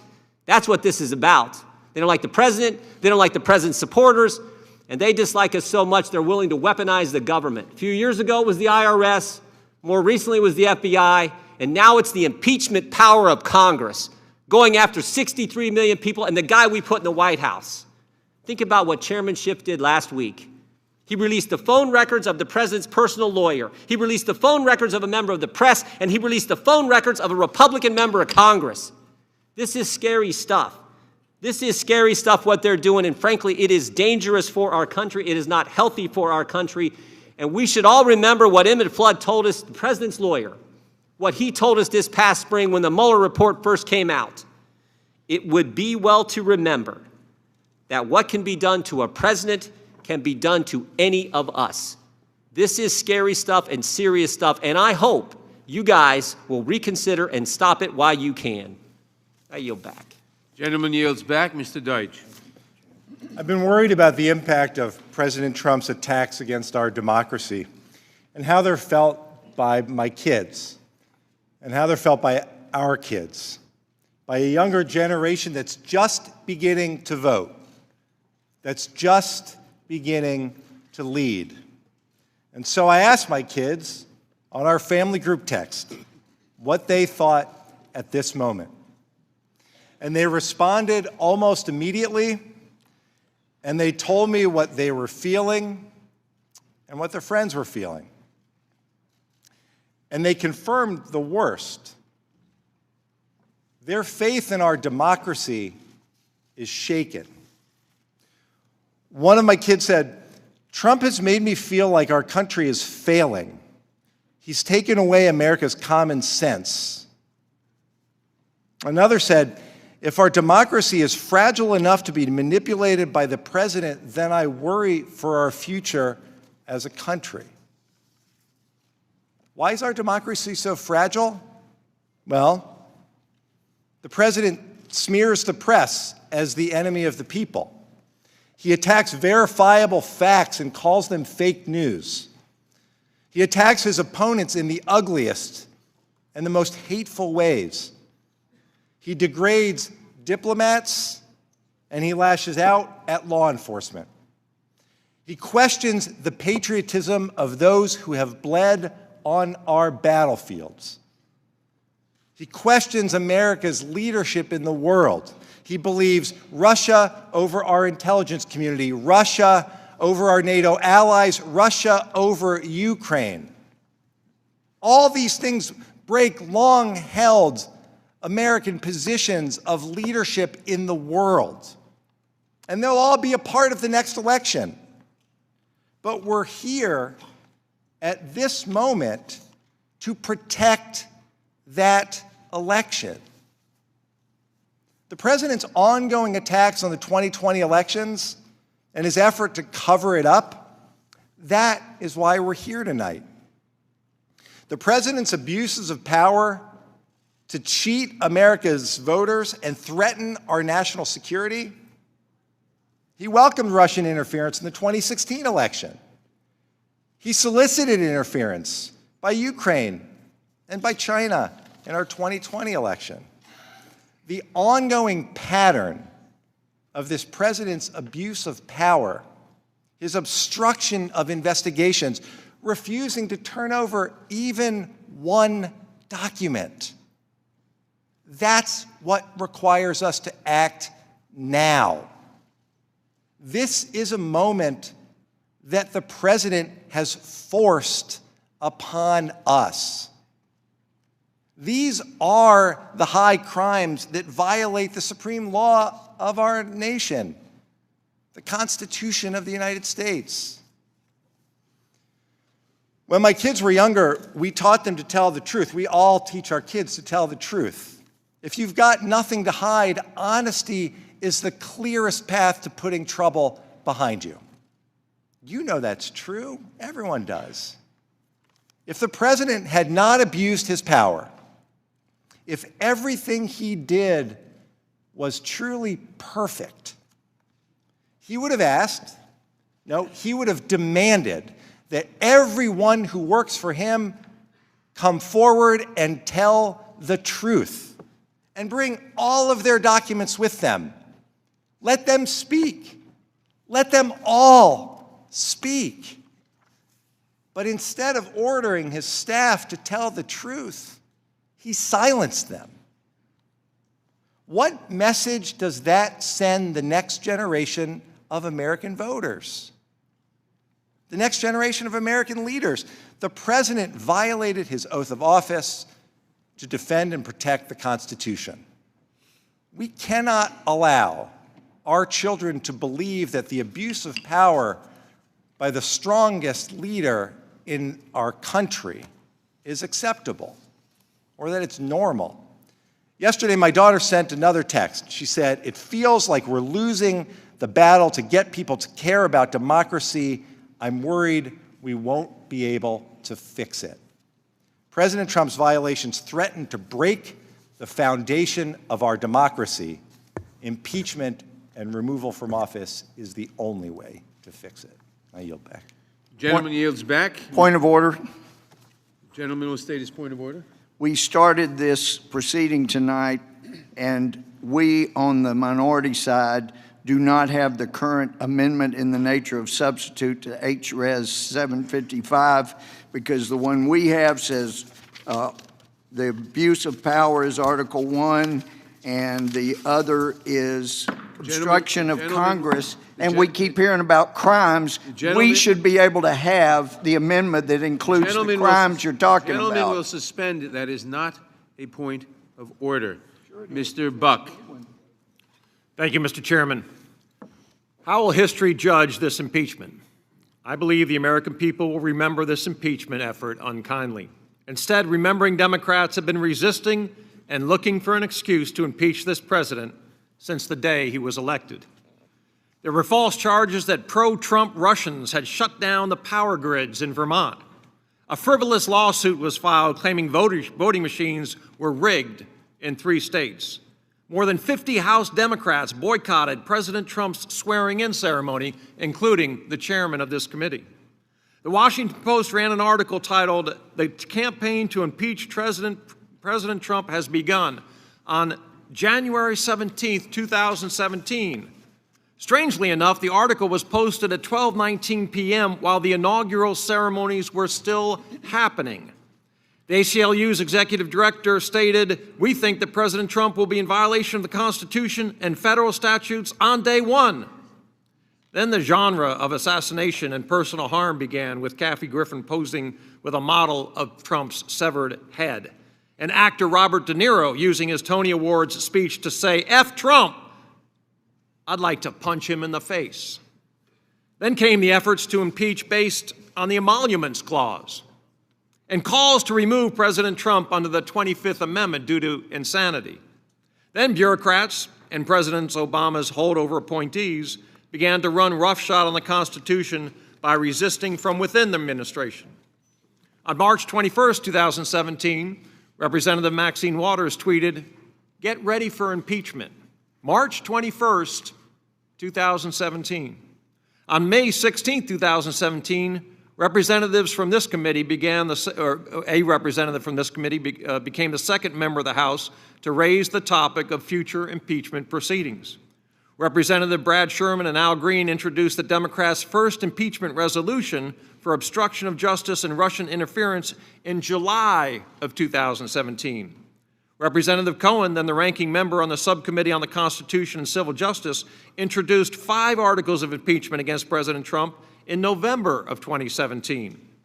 Representative Tlaib said, "We're going to impeach the blank," during a January 3, 2019 swearing-in ceremony. What about May 6, 2019, when Representative Al Green said, "I'm concerned that if we don't impeach this president, he will get reelected"? Then Democrats could not let go of the Russian collusion story, even after Special Counsel Robert Mueller stated in his report that the Trump campaign did not coordinate with Russia. In fact, when Representative Green forced a vote, 95 colleagues of ours voted in favor of proceeding to impeachment on July 17, 2019. 16 of our Democratic colleagues on this committee voted for that. It's clear that my Democrat colleagues have prejudged this case. They have ignored the president's right to assert executive privilege, asserting that a court case to determine the bounds of the president's privilege will take too long to serve justice to the American people. Democrats are so righteous in their belief that President Trump must be impeached that they ignore plain facts. Professor Turley was right when he said this impeachment, quote, "will be the shortest investigation producing the thinnest record of wrongdoing for the narrowest impeachment in history," end of quote. At the end of the day, I want to invoke the words of my colleague from the Rules Committee, Congressman Alcee Hastings, who said during one debate with the majority's efforts that the majority's efforts would backfire. He said, "You will lose. This will cost you the majority next year, and some of you aren't going to be here in the next Congress. I hope you've had your fun." Well, I tell my colleagues, go ahead. Vote to impeach President Trump tomorrow. But when you walk out of this hearing room, call your freshman colleagues and tell them they're not coming back, and you hope they've had their fun. Say goodbye to your majority status, and please join us in January of 2021 when President Trump is inaugurated again. I yield back. Gentleman yields back. Ms. Bass. Mr. Chairman, this is a sad day in U.S. history when we have to vote on articles of impeachment because Donald Trump has abused the power of the office of the presidency in his attempt to cheat his way to re-election. This evening we will begin the process because of the uncontested facts. President Trump directed military aid approved by Congress be withheld until a vulnerable ally publicly announced an investigation of the president's top opponent in the upcoming election. Fortunately, he was caught in the act by a brave patriot who took the risk of anonymously reporting, and military assistance was finally released. However, during the 8 weeks that President Trump withheld military aid from our ally, at least 13 Ukrainians died in the field. Now, I know Ukraine is far away, and it might be difficult to imagine how and why this country should be of any concern to us here. In part, it is a matter of us honoring our commitments, but it is more than that. When countries are unstable, they can collapse, become failed states, and can be taken over by governments hostile to the U.S. or become fertile ground for terrorist organizations. The president compromised our national security for his personal gain when military assistance was withheld from Ukraine. That left this country vulnerable to a neighbor that had already invaded its territory. As a member of the Foreign Affairs Committee, I regularly meet with head of states, and I often have to apologize for some embarrassing statement or tweet the president has made. Since the Ukraine scandal, I have faced questions from leaders around the world. They ask, what is going on here? Where does the U.S. stand in regard to past commitments? Is this presidency just an anomaly, or has the U.S. presidency been permanently diminished, weakened, corrupted? Has something fundamentally changed in the U.S.? The world is watching how we handle this crisis. There are many nations attempting to reestablish or create democratic governments after decades of autocratic or corrupt rule, and they are looking to the United States. When members of Congress travel on congressional delegations, we emphasize the importance of adhering to the rule of law. We encourage leaders to conduct free, fair, and transparent elections that are supported by and accountable to their citizens. Now, members of Congress have to acknowledge the challenges we face in our country, but we explain that because of the U.S. Constitution and Bill of Rights, when efforts are made to restrict and limit the right to vote, we are free to speak out and challenge our government. We preach good governance and transparencies. We insist that countries fight corruption, and one of the best ways to counter abuse is to encourage people to come forward and report, but to ensure that when people do come forward, they are protected and remain anonymous. We explain that in the U.S. there are specific laws that protect people who come forward. Congressional delegations come and go, but there are thousands of federal employees who live and work around the world, from the State Department, USAID. These patriots work in difficult conditions. What message does it send around the world when they see the president and his supporters attack and attempt to reveal the identity of the patriot who took the risk that exposed Trump's abuse of his presidency, his abuse of power? What message does it send when the world witnesses the president and his supporters denigrate, disrespect, and via Twitter harass a patriot while she was testifying in public? He has compromised their ability to fight for our values and democracy. This is another example of why the actions of this president threatens U.S. national security. The president's defenders shout coup, hoax, and demonstrate their 150% loyalty to the president while off the record acknowledge his wrongdoing. People from around the world understand this as autocratic behavior. They know if they step out of line, they might lose their lives, or in this instance, they might lose their election. The president has forbidden everyone in the administration from cooperating, even when subpoenaed, leaving the only tool available to us, impeachment. This is not a coup, and it is irresponsible to label a constitutional process a coup. It is the responsibility of this committee to follow the Constitution. The world is waiting to see if we will hold ourselves to the democratic principles we insist that others uphold. Will we demonstrate our ability to peacefully hold our leaders accountable? We have an opportunity to show the world how a mature democracy handles a crisis. We have an opportunity to show the world that our democracy remains strong, and it is this president that is an anomaly. We have an opportunity to demonstrate to the world that in the United States, no one is above the law, including President Trump. This is why we must adopt articles of impeachment and take the first step toward relieving our nation and the world of this presidency. I yield back. Gentlelady yields back. Mr. Ratcliffe. Thank the chair. Article 1, Section 2, Clause 5 of the Constitution gives the House of Representatives the sole power of impeachment. The Constitution authorizes impeachment only on the basis of treason, bribery, or other high crimes and misdemeanors. That's the express criteria. Those are the only constitutional grounds we have to act upon. Today we are marking up two articles of impeachment: abuse of power and obstruction of Congress. Nowhere does the Constitution mention either one. Neither meets the written criteria set forth by the founders. Neither one has ever been sustained as the basis for impeachment, which explains why I had two members of Congress, one Republican and one Democrat, approach me on the floor yesterday to ask me exactly what obstruction of Congress means. They asked because they'd never heard of it before. We are marking up articles of impeachment for offenses that aren't crimes that some members of Congress have never heard of before, much less know what it means. The Democrats keep repeating over and over again, the president is not above the law. I've said it before. The president is not above the law, but he damn sure shouldn't be below it either. I've said it before because Democrats have tried this before. During the Mueller hearing, Democrats said repeatedly, emphatically, unequivocally, that Donald Trump must be impeached for obstruction of justice. That was until they heard the special counsel admit to me that his obstruction of justice analysis was done under a one-of-a-kind, never before used by the Department of Justice legal standard that inverted a presumption of innocence to a presumption of guilt. Now the Democrats are taking it one step further. Instead of creating legal standards out of thin air, they're creating impeachable offenses out of thin air. Whatever happened to quid pro quo, extortion, and bribery? The Democrats have been telling us it was clear. The facts were undisputed. The evidence was overwhelming, except it wasn't any of those things, and now it's all gone. Instead, they've reached in to the grab bag for a nebulous abuse of power accusation that legal scholars admit is not a crime. And now Democrats say the president obstructed Congress in its investigation into an alleged quid pro quo extortion bribery scheme that they now have to concede never existed in the first place. Gee, where have I heard that before? I remember. It was when my same colleagues across the aisle first falsely accused the president of collusion and conspiracy with Russia.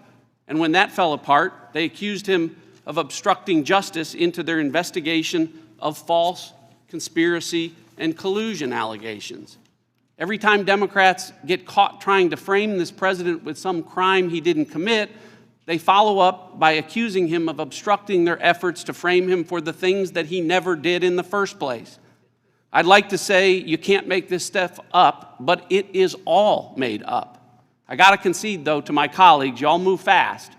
The day after we watched the Russian conspiracy and obstruction of justice claims from the special counsel go down like the Hindenburg, the next frame job started with a phone call where the only two people on the call both said it was a great call and none of the things that the Democrats alleged happened. But I'll admit, this time, it's hard to blame some of my colleagues on this committee for doing too much this time around. I concede that because the once respected House Judiciary Committee with jurisdiction over the Constitution and impeachment was humiliatingly excluded until the bitter end from participating at all in matters involving the Constitution and impeachment. 1 week.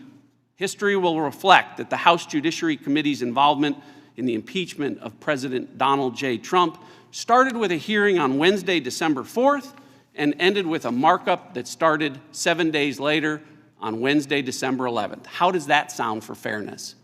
How does that sound for due process? The founders warned and feared that today might come. Alexander Hamilton said the greatest danger of impeachment would be depriving a president of due process. The greatest danger, Hamilton said, would be if impeachment was used politically by a party that had the most votes in the House, instead of being used on the basis of guilt or innocence for specified crimes under the Constitution. And today, the Committee of Jurisdiction, after only 1 week, is marking up a bill to impeach a president for crimes that aren't specified under the Constitution by the party that has the most votes in the House and pledged to impeach him from the first day of his presidency. Today's Democrats are the founders' worst nightmare come true. Right now, I imagine most Americans are thinking, if only we could impeach them. To those Americans, I say, you can. Gentleman's time has next expired. November. Mr. Richmond. Thank you, Mr. Chairman. President Trump, on January 20, 2017, you raised your hand, 2015, you raised your hand and swore to preserve, protect, and defend the Constitution. Now we must preserve, protect, and defend the Constitution from you. Donald Trump once bragged he could shoot someone on Fifth Avenue and get away with it. Well, he's shooting holes in our Constitution on Pennsylvania Avenue. We can't let him get away with it. The Constitution was written and signed over 232 years ago. Since then, we have elected 45 presidents. In all that time, only 4 occasions has the House of Representatives considered articles of impeachment. So I do not take this lightly. I take it seriously. I take it very, very seriously. I've heard Republicans say, why are we rushing to judgment? This is not a rush to judgment. It's a rush to justice, and we must not delay. Corruption is corrosive. It eats away like acid, and the longer we wait, the more time we allow for this president to do irreparable damage to our country and our democracy. My Lord, just last week, the president's political crony, Rudy Giuliani, was back at it in Ukraine. Ukraine, continuing to create new conspiracy theories. So please, don't tell us to wait, because the corruption continues. In trying times like this, many people in this room look for guidance in Scripture. Look no further than the story of Esther. Esther summoned the courage to stand up to the king and speak truth to power. Under threat of execution, she refused to hide, saying, "If I perish, I perish." She was willing to lose her life to save her people. And some people in this room aren't willing to lose an election to save our democracy. The truth is staring us in our face. President Trump sent roughly $250 million in military aid to Ukraine in 2017. No problem. He sent nearly $300 million in military aid in 2018. No problem. So what was the problem in 2019? He was behind in the polls to Joe Biden. Even Fox News polls showed he was losing. He panicked, and he concocted this outlandish, corrupt conspiracy. He withheld congressionally approved military aid for Ukraine until Ukraine agreed to do him a personal favor. And that personal favor was to announce a bogus investigation against the very person beating him in the polls. You don't need Sherlock Holmes to figure this one out. We have the evidence. The transcript of the call is a crystal clear confession. His chief of staff, co-conspirator, admitted to it in the White House press briefing room. We have hours of testimony from State Department witnesses, confessions, admissions, witnesses, video. We have everything but DNA. What else do you need? You need the courage of Esther. The Constitution does vest the president with certain powers, but not the power to lie, not the power to obstruct, not the power to cheat our democracy, not the power to threaten our national security. There is no question that the president has abused his power. If we allow this, look the other way, say it's just politics, what are we telling other nations about the rule of law? What are we saying about our democracy? What are we showing our children if we cower to a bully with a bully pulpit? During the darkest days of the revolution, Thomas Paine wrote, "These are the times that try men's souls.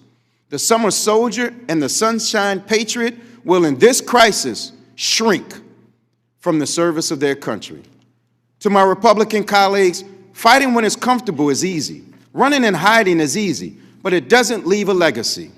How do you want to be remembered during this watershed moment in our nation's history? I ask my Republican colleagues, will you stand with President Trump and allow your legacy to be tied to his actions? If the tables were turned, do you think he would stand with you? And let me conclude by reminding the members of this committee on both sides of the aisle, we each took an oath as well. We solemnly swore that when the time came, we would, and I quote, support and defend the Constitution of the United States against all enemies, foreign and domestic. That we would bear true faith and allegiance to the same, and that we take this obligation freely, without any mental reservation or purpose of evasion. Members of this committee, members of this House, that time has come. The time has come to be the winter soldier. The time has come to show the courage of Esther, and with that, I yield back. Gentleman yields back. Ms. Roby. I've made clear how woefully incomplete this process has been, how the minority's rights to a hearing has been completely disregarded, how no fact witnesses were called before us, and how staff questioning staff to get the truth was bizarre. No matter what any member on this side says here tonight, the majority will unanimously vote to send these articles of impeachment to the House floor. However, I have a duty to continue to point out how flawed this process has been. All members of Congress are required to take an oath of office at the beginning of every Congress. By taking this oath, we swear above all else to defend the Constitution of the United States. I have the distinct honor to represent the hardworking people of Southeast Alabama. They have placed their trust in me to represent their values and be their voice here in Congress. This revered and long-standing oath serves as a guiding principle for every decision I make as a member of Congress. For the record, let me be clear. I believe in the rule of law. I believe that no person is above the law. I believe process is vital to this very institution. I've stated time and time again before this committee, process matters. Without abiding by a framework that adheres to our Constitution, we are charting a course that does not follow our country's founding principles. Whether you identify as a Republican, a Democrat, or independent, whether you agree or disagree with the president's policies, whether you like or even dislike a president, the American people should feel cheated by what has taken place here. We sit here tonight without all the facts of the case because the majority decided to conduct an incomplete and inadequate pursuit of the truth. Many questions remain. With the consequential decision of impeaching a president, it is our right and duty to the citizens of this country to properly use the powers of congressional oversight, to adjudicate impasses through the courts, and arrive at actual undisputed facts of a case that all Americans, regardless of ideology, can agree are truthful and honest. In the impeachment proceedings of President Nixon, the underlying facts were undisputed. In the impeachment proceedings of President Clinton, the underlying facts were also undisputed. Here before us tonight, that is not the case. The articles of impeachment before us in this committee do not meet the necessary requirements, nor have they followed an exhaustive pursuit to even find out all of the facts of the case. Therefore, the bar to impeach a sitting president of the United States has not been met. For the sake of our country and for the future trajectory of this body, I implore my colleagues to take a hard look at the course of this investigation. It has severely discounted the tenets of our democratic system. Tomorrow, we write history, a history that cannot be undone. A dangerous precedent will be set for future majorities of this body. The American people deserve a process that puts politics aside. The American people deserve a process that is led by our promise to protect and defend the Constitution. The American people simply deserve better. And with that, Mr. Chairman, I'd like to yield the remainder of my time to Mr. Collins. Thank you, for yielding. I just want to review, we're in an interesting situation, and we can make up facts or we can not make up facts, but there's one fact that needs to be refuted, and that's the idea that lives were lost during the pause. And Undersecretary Hale testified that funds were prospective in this. In fact, on page 85 of his testimony, he said, bear this in mind. In future assistance, this is future assistance. This is not to keep the Army going now. It is to help them in the future. And so to be careless with the facts on prime time to say that people's lives were lost in this is just categorically wrong. If we actually had a chance to actually go to lessons of the testimony, we would actually see that in the testimony of the Undersecretary Hale as we go forward. Again, it is amazing to me. Some people are saying you don't attack the substance. We attack the substance. It's real simple. They got the aid. They didn't do anything to get it. And we're attacking the fact that there is no way for us to even have talked about this because this process has been such a rushed process. But that is something that is just not right to say, and when no one else can check it, when actually Professor Hale said it. And he said that was from his perspective, not now. Those were not losing any lives on money that was not yet there. So with that, I yield back. The gentleman yields back. Mr. Jeffries. George Washington, in his farewell address to the nation, counseled America that the Constitution is sacredly obligatory upon all. It is in that spirit that we proceed today. The impeachment of a president is a solemn responsibility that we undertake prayerfully. The scripture says in the book of Psalms, "For the Lord loves justice and will not abandon his faithful ones." We undertake this responsibility prayerfully. We do not take this step to divide, though some will cynically argue that the impeachment of this president will further divide an already fractured union.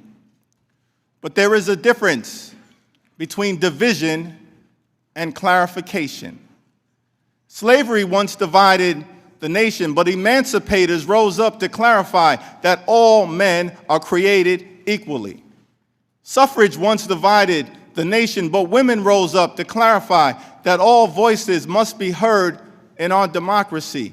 Jim Crow once divided the nation, but civil rights champions rose up to clarify that all are entitled to equal protection under the law. We do not take this step to divide. And at this moment, this committee can rise up to clarify that under the Constitution, here in America, no one is above the law. There are some who have asked, why should it matter that Donald Trump pressured a foreign government to target an American citizen for political gain and at the same time withheld without justification $391 million in military aid from a vulnerable Ukraine that remains at war with Russian-backed separatists in the East? Why should it matter?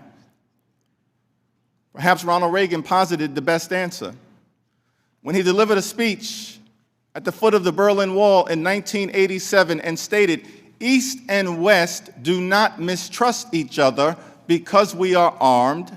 We are armed because we mistrust each other.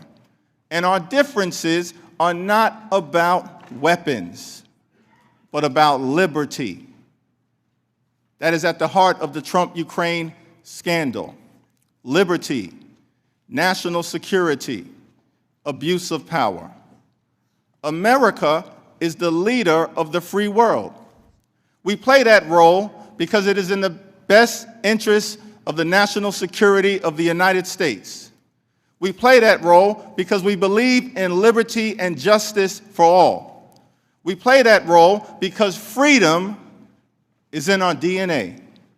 Freedom from oppression, freedom from tyranny, freedom from abuse of power. Freedom is in our DNA. What role should this committee play in defending freedom? The House is a separate and co-equal branch of government. We don't work for this president or any president. We work for the American people. We have a constitutional responsibility to serve as a check and balance on an out-of-control executive branch. That is not the Democratic Party playbook. That is the playbook in a democratic republic. James Madison once wrote in Federalist 51 that the House should serve as a rival to the executive branch. Why would Madison use the word rival? It's because the framers of the Constitution did not want a king, they did not want a monarch, they did not want a dictator, they wanted a democracy. The House Judiciary Committee must defend our democracy because in America, no one is above the law, not even the President of the United States. We must hold this president accountable for his stunning abuse of power. We must hold this president accountable for undermining America's national security. We must hold this president accountable for corrupting our democracy. We must impeach this president. We can't stop. We won't stop. The Constitution is sacredly obligatory upon all. I yield back. Gentleman yields back. Mr. Gates. House Democrats aren't clarifying that no one's above the law. They're just clarifying that none of them are above partisanship and politics. This is the quickest, thinnest, weakest, most partisan impeachment in all of American presidential history. And for all the radical left's attacks on the president's honesty, it's their lies that continue to fuel this scorched earth strategy of impeachment. When a member of this committee said that President Trump was an agent of the Russian government engaged in a criminal conspiracy with the Russians, he lied.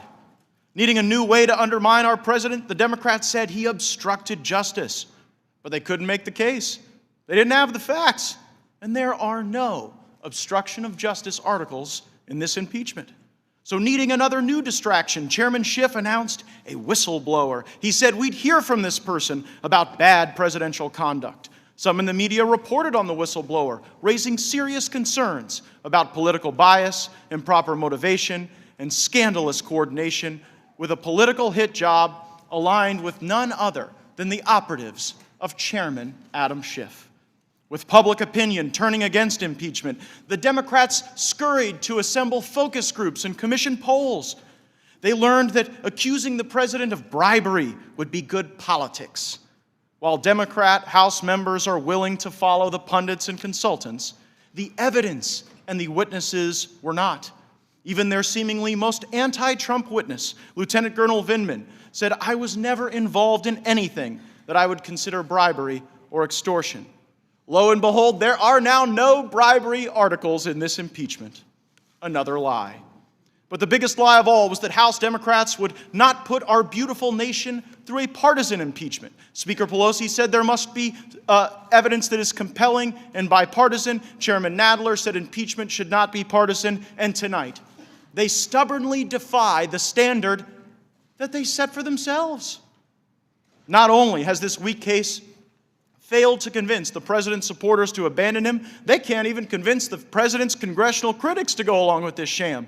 Democrats Jeff Van Drew and Colin Peterson don't support the president, but they don't support this hot garbage impeachment either. Congressman Will Hurd's a critic of the president, and he told you the truth. This is not impeachable. After years of pointless and endless investigations against the president, this witch hunt is no longer simply troublesome. It has become deeply and excruciatingly tiresome. It's time to move on. The American people hate this, and it's making some of them hate us. This is nothing more than the sloppy, straight-to-DVD Ukrainian sequel to the failed Russia hoax. And if it seems like you've seen this movie before, it's because you have. And we know how the cycle goes. Last night's CNN or MSNBC promised smoking gun turns into today's disappointing nothing burger. It's like Democrats forgot they're trying to impeach President Trump for delivering military aid that President Obama himself withheld. And so now, with no crime, no victim, House Democrats impeach because they have no agenda for America. Impeachment has become reflexive for Democrats. It's what they've wanted all along. Impeachment is their passion, their drug, their all-consuming ambition and obsession. It has been since the moment they stopped crying at the Hillary Clinton election night sob fest. They say President Trump abused his power, a sad, low-energy placeholder for an actual impeachable offense. President Trump's true crime in their eyes was winning the 2016 election against all odds and against the establishment of both parties. The only relevant quid pro quo is the American people's decision to send President Trump to the White House in exchange for Trump's commitment to support our workers, restore our economy, defend our troops, and drain the swamp. How dare they accuse a President Trump of abusing his power when they have released the phone records of journalists and congressmen, contrived a kangaroo court, and subjected this administration to more harassment than any other in American history. They are the sorest of sore losers. The second article accuses President Trump of obstructing Congress. If obstruction in Congress is an impeachable offense, maybe we best impeach ourselves. For this fact-free impeachment has obstructed progress on a budget, on border security, on an infrastructure plan, and on economic reforms that will put America and the American people first. The American people know what this is really about. It's not about Ukraine. It's not about Russia. It's not about the Democrats' nosiness into the executive decision-making process. It's about the election. And so to the America First movement, we will face this illegitimate impeachment with our heads high, our facts straight, and our commitment to our transformational president deeply intensified. We'll see you on the field in 2020. The gentleman yields back. Mr. Cicilline. Thank you, Mr. Chairman. Since our founders ratified the Constitution in 1788, the President of the United States has had a duty to advance our national interests, not his own personal or political interests. 220 years later, a congressman on this committee said, and I quote, This business of high crimes and misdemeanors goes to the question of whether or not the person serving as President of the United States put their own interests, their personal interests, ahead of public service, end quote. The congressman who said that was Mike Pence, and he was exactly right. Impeachable offenses, as Alexander Hamilton explained, are, and I quote, abuses of public trust, injuries done to society itself, end quote. High crimes, in other words, are abuses of power committed against the people. This is exactly what President Trump has done. And yet, I have to admit, I think the president's distractions are working, because most folks are probably sitting at home thinking, what in the world has any of this got to do with me? How does stopping foreign aid to Ukraine actually affect my life? That's why with my time, I want to take a step back and remind everybody in this body and everyone watching at home what this is really about. President Donald J. Trump wielded the enormous powers of the presidency to cheat in the 2020 election. Specifically, he used our nation's leverage over an ally, undermining our national security, to try to smear the opponent he feared most in the general election. That wasn't an attack on Vice President Biden. It was an attack on our democracy. And if we don't hold the president accountable for it, we will set a catastrophic precedent. Anytime a future president is afraid of losing re-election, they'll feel entitled to do whatever it takes to win, even if they have to abuse their power to do it. If we set that precedent, if we decide the president is above the law, then we will no longer live in a democracy. We will live in a dictatorship, trading the values of Madison for the values of Moscow. That's why this should matter to every single person watching tonight. Because if the president gets away with trying to cheat in the 2020 election, he will no longer be responsive to the will of the people. That means he could launch wars, sending young people into harm's way without worrying about facing repercussions at the ballot box. He can continue to separate children from their parents and lock them in cages without worrying about public outrage. He could take away your health care, pocket your tax dollars, do whatever he wants. If the president can cheat to win re-election, the people lose their voice, and he's no longer a president, he's a king. I'm proud to represent the great state of Rhode Island, the very first state that said enough to King George III. And once again, I am here on behalf of my state to say enough. In America, we don't bow to the president because he works for us, we the people. But here's the thing. The people don't vote on impeachment. Congress does. So before I close, I want to speak directly to my Republican friends. Wake up. Stop thinking about running for re-election. Stop worrying about being primaried. Stop deflecting and distracting and treating those you represent as if they don't see what's going on, like they're not smart enough to realize that you are willfully ignoring the facts to protect a corrupt and dangerous president. Do what you were elected to do. You didn't swear an oath to Donald Trump. You swore an oath to protect and defend the Constitution of the United States. Honor that oath. Reach deep within yourselves to find the courage to do what the evidence requires and the Constitution demands, to put our country above your party. All you have to do is look at the evidence before you, because it will leave you with only one answer. This president must be impeached. For our democracy, for our Constitution, for the people you represent, and for all who will inherit our country from us, I pray you will do the right thing. And despite everything that has happened these past few months, I still have hope in my heart that you will. And with that, I yield back. Gentleman yields back. Mr. Johnson. Thank you, Mr. Chairman. I appreciate that, Mr. Cicilline, and I was going to make a request of my colleagues and friends on the other side as well to put country over party also. We're looking at the same set of facts but two totally different ways. Look, the founders of this country warned against a single-party impeachment. You know why? You guys know why. Because they feared it would bitterly and perhaps irreparably divide our nation. In years past, that risk was openly acknowledged by the very Democrats who are leading this single-party impeachment charade today. Some of you are famously quoted in saying so. Our radical liberal colleagues have vowed to impeach President Donald J. Trump since the day of his election. They have desperately created a fraudulent, unprecedented process to pursue that goal, and now they're pulling the trigger on what was described by Professor Turley in his expert testimony here just several days ago as, quote, the shortest proceeding with the thinnest evidentiary record and the narrowest grounds ever used to impeach an American president. We've called this impeachment a sham because we just simply don't have a better way to describe it. House Democrats have been working to impeach Donald Trump since the very beginning. They introduced 4 separate impeachment resolutions while they were in the minority in 2017 and 2018, and a new resolution in January 2019, right when they took the majority. In all, as many as 95 House Democrats, listen, 95 of them, including 16 of the 24 Democrats sitting on the other side of the room in this committee, have already voted to proceed with impeachment. And they did it well before the famous phone call between Presidents Trump and Zelensky that took place in July of 2019. Although every previous U.S. president has made unpopular decisions and even at times infuriated his political opponents, impeachments are, for good reason and by specific design, exceedingly rare. In the 243-year history of our nation, only 2 previous presidents, Andrew Johnson in 1868 and Bill Clinton in 1998, have been impeached by the House. Richard Nixon, of course, resigned to avoid it.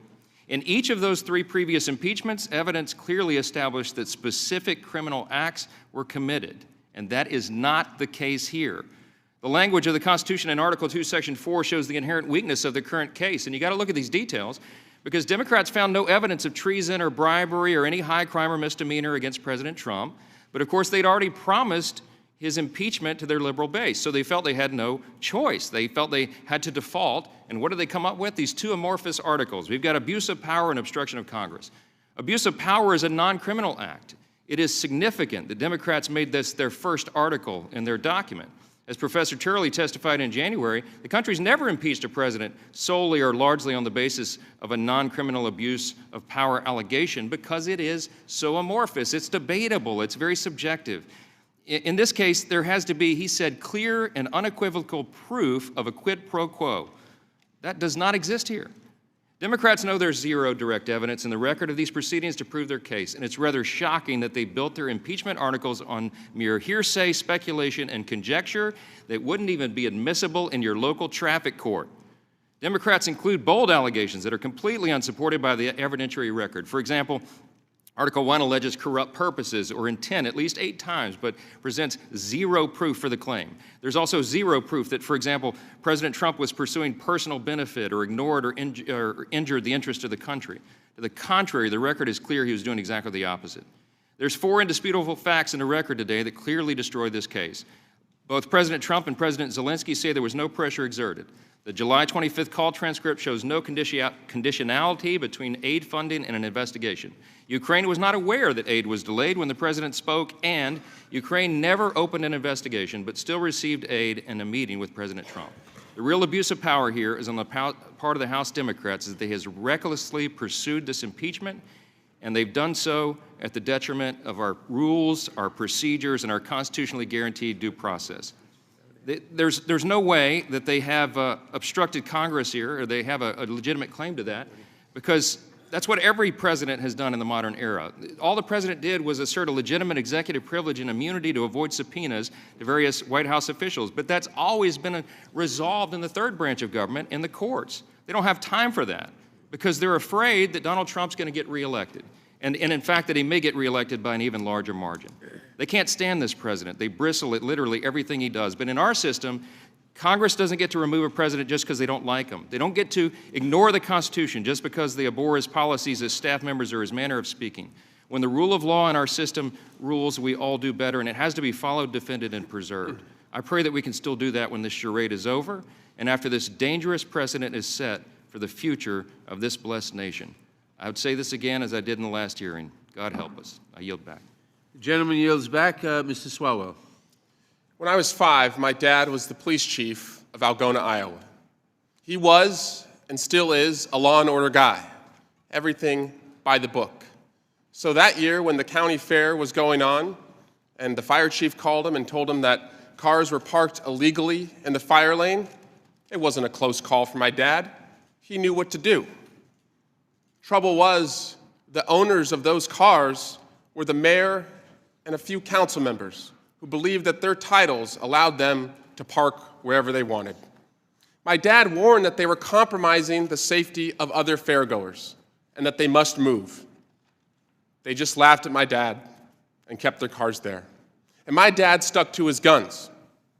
And at the next city council meeting, he was summoned by the mayor and told he was to fix the tickets or be fired. My dad believed no one was above the law and held firm. He lost his job, and we packed up our little family and moved west. It was my first lesson in politics, abuse of power, and executive arrogance. And watching these proceedings and watching my colleagues across the aisle ignore and deny facts and blind defense of the President of the United States, I'm certain that had they been in Algona, they too would have supported that lawless mayor. Their behavior has been a reminder that too often in politics, there's more of an emphasis of keeping your job rather than doing the right thing. But governance is about courage. Think about the courage displayed by the witnesses who came forward in this investigation. People like Lieutenant Colonel Alexander Vindman, Ambassador Marie Yovanovitch, and Dr. Fiona Hill. They knew the price they would pay for their truthful testimony. They knew that they would be smeared by supporters of the president, and sadly, even by the president himself. They knew their careers could be impacted, perhaps forever. But they told the truth anyway, and they held fast to their oaths to the Constitution. If they can show that type of courage and risk everything, why can't my Republican colleagues? The facts here are not in dispute. Donald Trump abused his power by putting his pure personal gain over our country. Here are the facts. Donald Trump directed Rudy Giuliani to smear his political rival. Donald Trump fired an anti-corruption ambassador who stood in his way. Donald Trump withheld $391 million in aid that was essential to Ukraine. And Donald Trump withheld a White House meeting unless Ukraine's president would do him a favor. In this scheme, Donald Trump was not an incidental player. He was the central player. And anything we don't know about what Donald Trump did is because Donald Trump continues to this moment to block us from knowing. Donald Trump used his office to abuse his power to re-elect himself. Those are your taxpayer dollars. Those are your votes.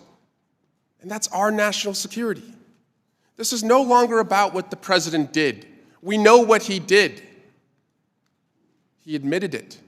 This is about what will we do.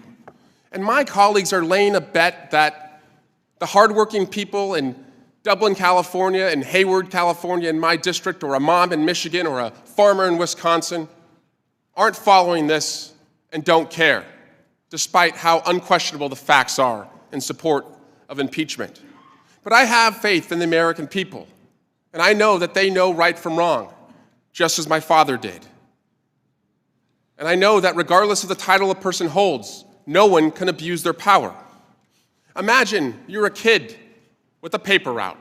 It's the first job that so many Americans have held. And the owner of the local paper tells you you're due for a raise, and I'm going to give you that raise. But first, I need you to remove our competitor's paper from every house on your route. A 10-year-old should know right from wrong.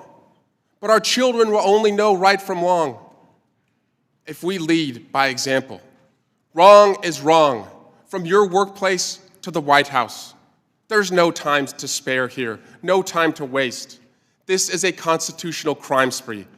That's why courage is so badly needed right here, right now. Our national security and democracy are depending on it. And I yield back. Gentleman yields back. Mr. Biggs. Thank you, Mr. Chairman. Democrats have not only drawn different inferences from the facts, they have actually created facts to satisfy the obsession of their rage. It is a kind of mass hysteria, a kind of cognitive dissonance It's an alternative reality that they've created. One of our colleagues across the aisle said, if the president were innocent, he would come forward. He would come forward and bring documents, give us all the documents we want, and everybody would come. To where? To this committee? We can't even get a fact witness in here. There's no fact witnessing coming here. We get law professors and staff asking staff questions. So you're going to go to Schiff's bunker, where he's holding secret hearings, selectively leaking material that's damaging to the president? Is that where you want him to come? If he's innocent, yeah, bring it to us. We'll scotch it.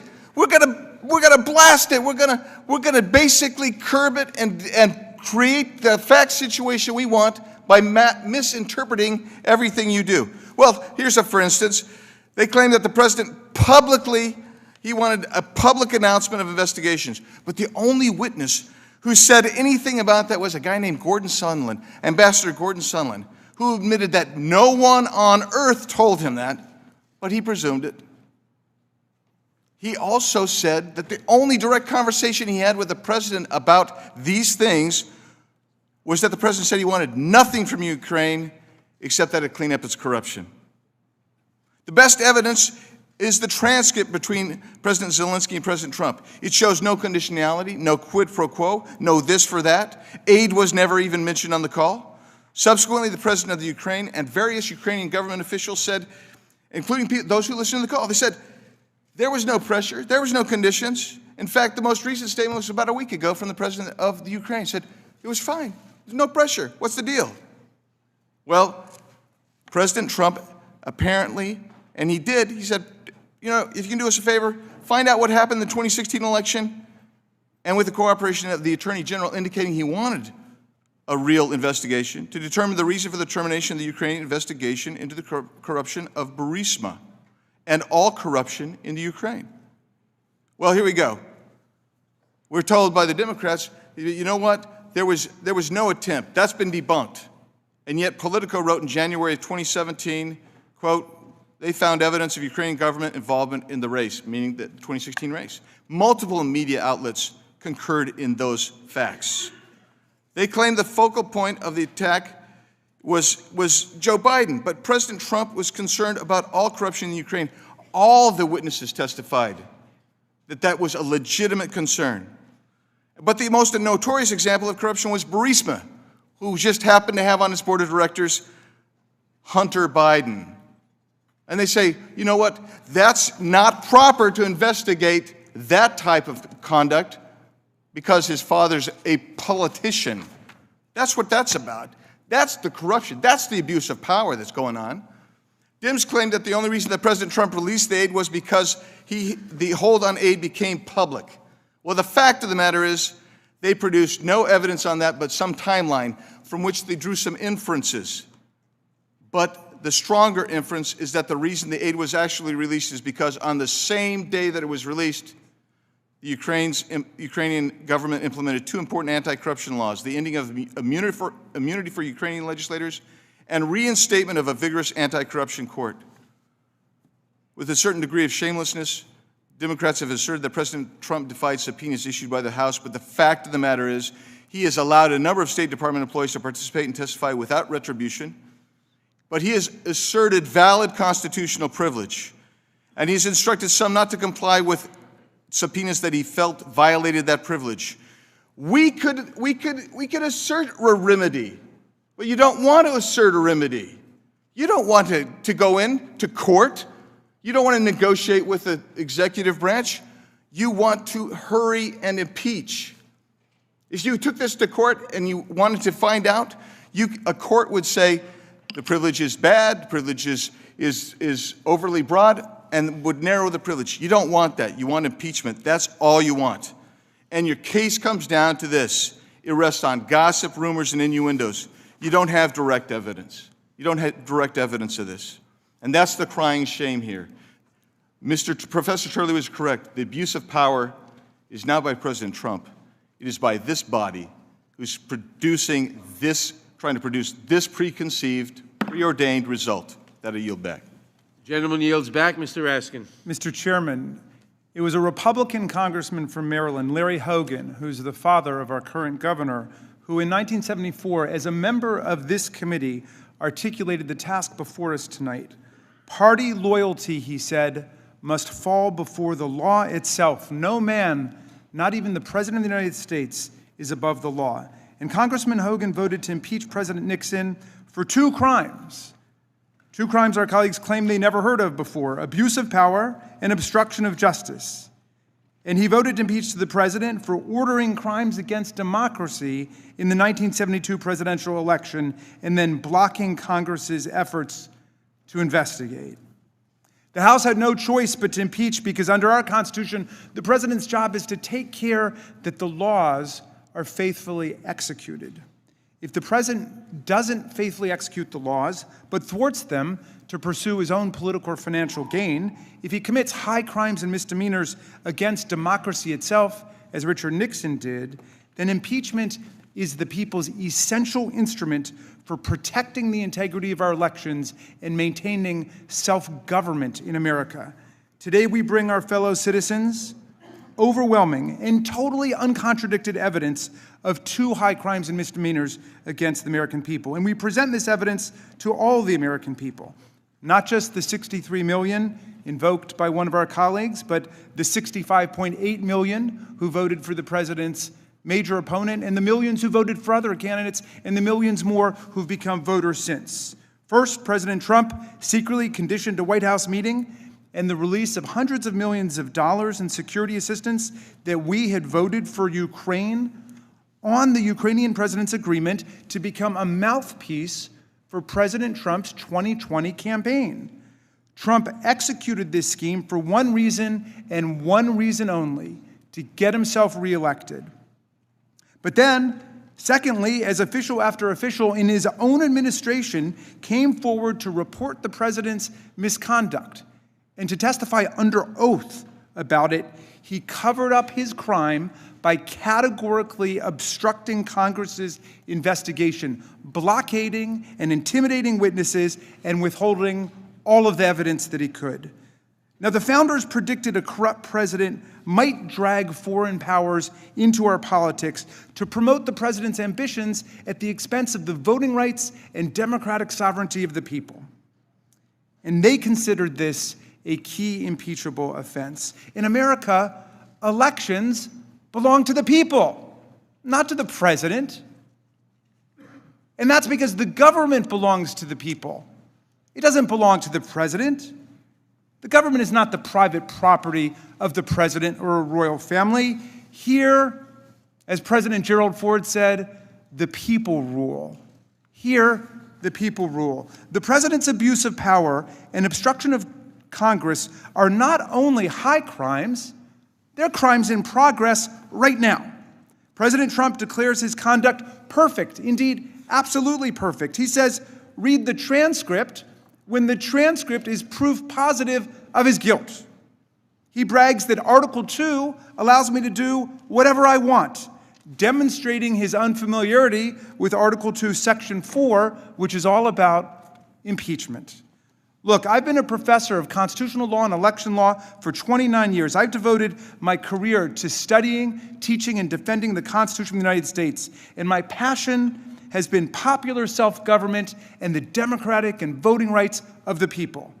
And I confess that I am afraid if we allow presidents to invite foreign governments to participate overtly or covertly in our elections, and this becomes, in America, the new normal. Even if our colleagues don't believe a shred of the overwhelming evidence that we've seen in this investigation, will just one of them say that it would be wrong for any president to commit the conduct this president is accused of? Will any of them say that the presidents of the United States should not drag foreign powers into our elections? Ben Franklin said, "I have observed that wrong is always growing more wrong until there's no bearing it, but that right, however opposed, comes right at last." So what must we do? Stand by the Constitution and take strong action for your country. If you make yourself a sheep, Ben Franklin said, the wolves will eat you. Let's stand strong, America, for our democracy. I yield back. The gentleman yields back. Mr. McClintock. Thank you, Mr. Chairman. Nearly 2 years ago, the House Intelligence Committee's minority under Adam Schiff issued its report on FISA abuse. It stated that, quote, FBI officials did not abuse the Foreign Intelligence Surveillance Act process, omit material information, or subvert this vital tool to spy on the Trump campaign. Well, on Monday, Michael Horowitz issued his detailed report that categorically contradicts every contention in Mr. Schiff's FISA report. There wasn't a shred of truth in it. Yet also on Monday, Chairman Nadler announced that this Judiciary Committee would blindly accept Mr. Schiff's latest report on impeachment without a single fact hearing of our own. No one disputes that Joe Biden's son was paid millions of dollars to sit on the board of a corrupt Ukrainian oil and gas company, Burisma, despite having no experience in oil or gas or Ukraine, and that Biden threatened to withhold $1 billion in loan guarantees to the Ukrainian government unless it fired Prosecutor General Viktor Shokin. Now, Biden says he was merely carrying out administration policy and knew nothing of his son's affairs. But Shokin has testified in sworn affidavits that he was fired specifically because he was about to question Hunter Biden about his relationship with Burisma. His successor soon shut down the investigation, giving credence to Shokin's sworn testimony. Now, the president's July 25th phone call with President Zelensky is the centerpiece of the Democrats' case. In it, he asked for help in getting to the bottom of scandals that involve potentially corrupt interactions between officials in Ukraine and the United States.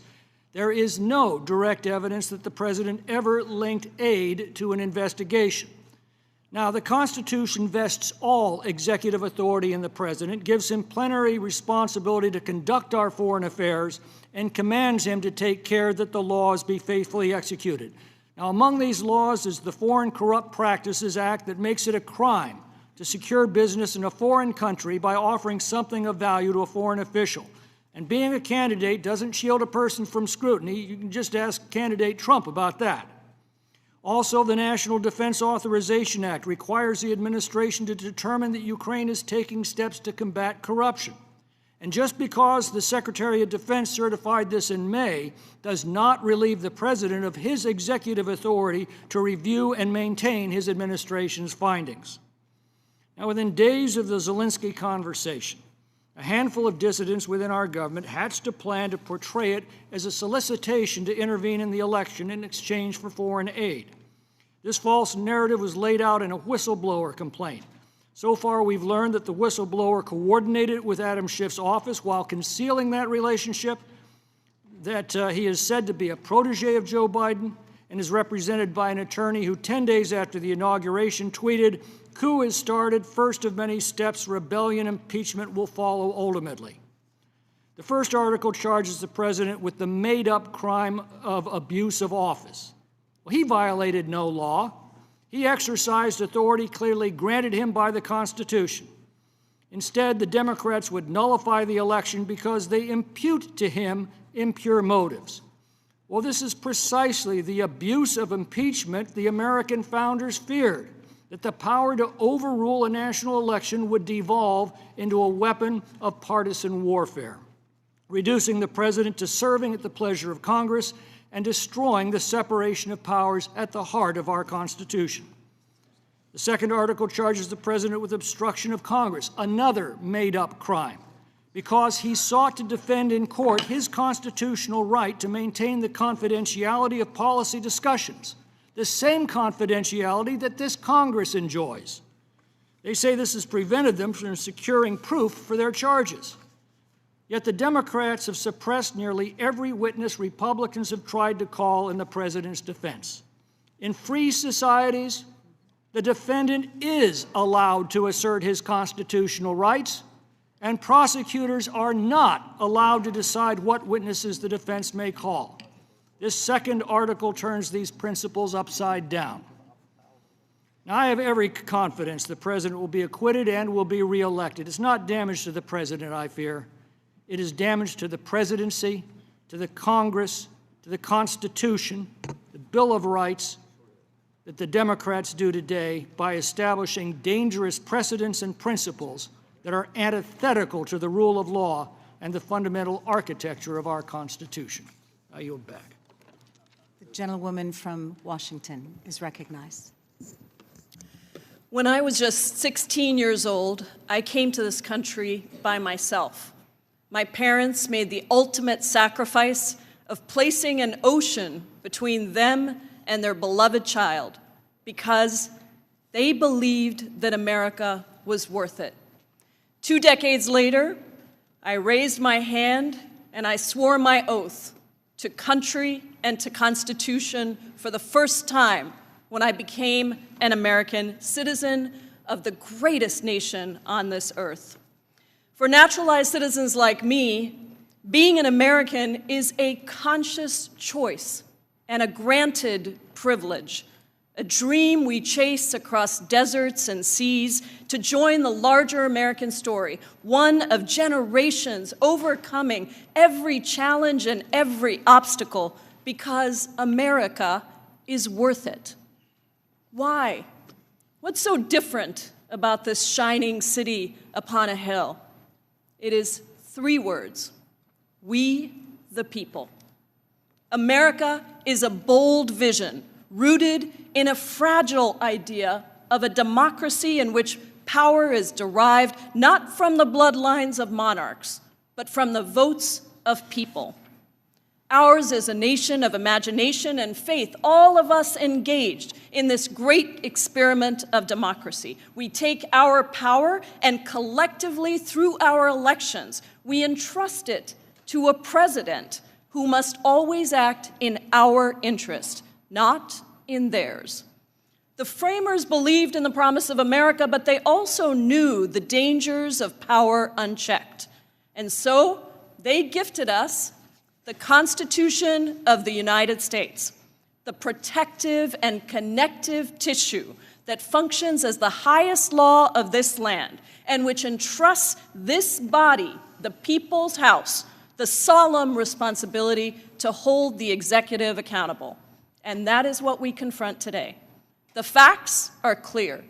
Donald Trump abused the power of the office of the presidency to pursue his own personal political gain and leveraged critically needed, congressionally approved military aid to coerce a fragile foreign ally to interfere in our elections.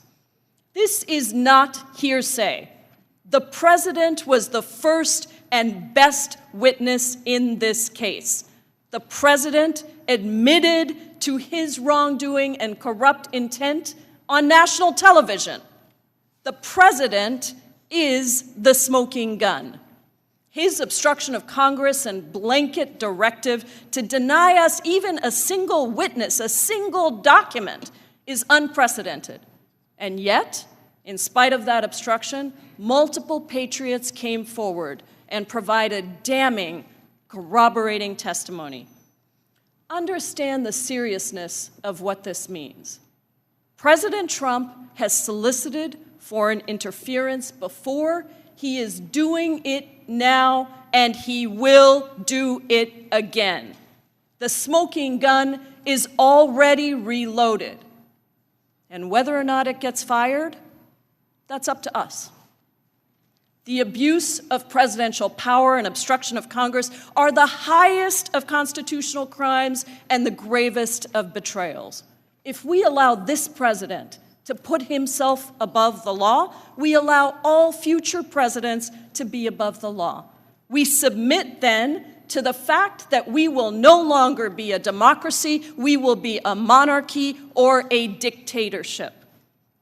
This moment is a test. It is a test of the vision of our framers, the resilience of our Constitution, and the character of our elected officials. As we cast our votes, we must reflect on our responsibility to our children and our children's children. We must summon the courage to do what is right and to defend our democracy. For this reason, I will vote to impeach Donald J. Trump. Soberly, shouldering the responsibility that was given to me by my constituents, and honoring my oath to protect and defend the Constitution of the United States of America. Mine is not a vote against any person.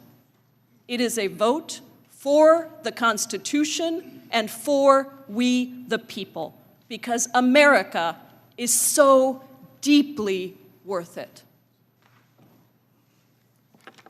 The gentlewoman from Arizona is recognized. Thank you, Madam Chairman. If anyone is guilty of abusing power or obstructing Congress around here, it's the Democrats, not the president. This is the most corrupt, rigged railroad job I've seen in my entire life. First, we now have proof that Obama's FBI doctored evidence and used knowingly false opposition research paid for by the Democrats and Hillary Clinton to spy on the Trump campaign. Then Obama's administration started an investigation against Trump that lasted nearly 2 years based on false claims by Adam Schiff and other Democrats that Trump colluded with Russia.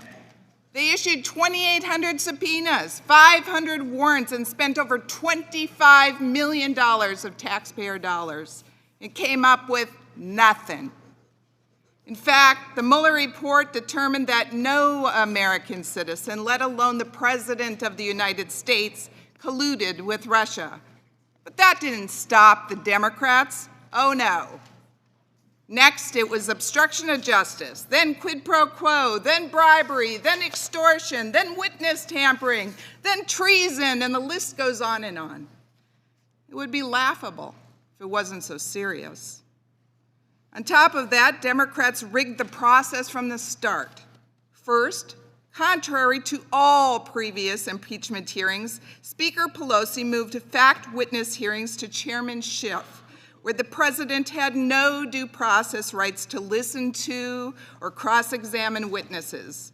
Schiff conducted closed-door hearings in a basement room where he repeatedly blocked Republican Congress members from entering, including me, rejected Republican witness requests, silenced Republicans when they tried to ask witnesses questions, and constantly leaked selective details to the press.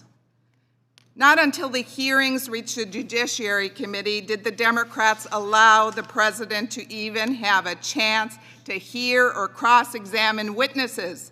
But by then it was too late, because Chairman Nadler blocked the president from any due process by refusing to bring forward any fact witnesses the president could cross-examine, and Chairman Nadler refused to schedule a minority hearing, again violating House rules. Here are the facts. There is no evidence the president committed any impeachable offense. Not one Democrat fact witness was able to identify a crime. Not one Democrat witness established that the president committed bribery, treason, or any high crime and misdemeanor as required under the Constitution. Democrats have been determined to impeach the president since he was elected. In fact, 17 out of the 24 Democrat members on this very Judiciary Committee voted in favor of impeachment even before the president's phone call and before any one of these impeachment hearings took place. In closing, there is no evidence that the president committed an impeachable offense. But don't take my word for it. Take the words from a constitutional attorney who said he does not support the president and did not even vote for him. In his testimony, he said, and I quote, "This would be the first impeachment in history where there would be considerable debate and, in my view, not compelling evidence of a commission of a crime. This impeachment not only fails to satisfy the standard of past impeachments, but would create a dangerous precedent." Well, folks, the Democrats have done what they set out to do. They're going to impeach the president, come heck or high water. Doesn't matter that they have no proof. Doesn't matter that 17 out of 24 Democrats on this committee already voted in favor of impeachment. Democrats don't seem to notice or care that it is not the president that has committed abuse of power or obstruction of Congress, but it is them. It's time for my Democratic colleagues to look themselves in the mirror. And I yield back. The gentlewoman from Florida is recognized. This is a defining moment in our history and a challenging time for our nation. But America has been through tough times before, and I am sure that we will go through tough times again. So I do not fear this moment or this time. I grew up in Florida. I am the youngest of 7 children. My mother cleaned houses for a living, and my father was a janitor, but he also mowed lawns and picked oranges. I remember my dad used to go to work 7 days a week to make ends meet for our family. I grew up poor, but my parents were good, decent, honest people who taught me to be decent and respectful. They taught me to work hard and play by the rules and treat others the way that I want to be treated. You see, I was the first in my family to go to college, and after graduation, I joined the Orlando Police Department and started out as a patrol officer working midnight shift. But the story does not end there. I had the awesome opportunity of working my way up through the ranks to become Orlando's first woman chief of police. And now I am privileged to serve in Congress. But hear me clearly. I believe that only in America can a little black girl, the daughter of a maid and a janitor growing up in the South in the 60s, have such an amazing opportunity.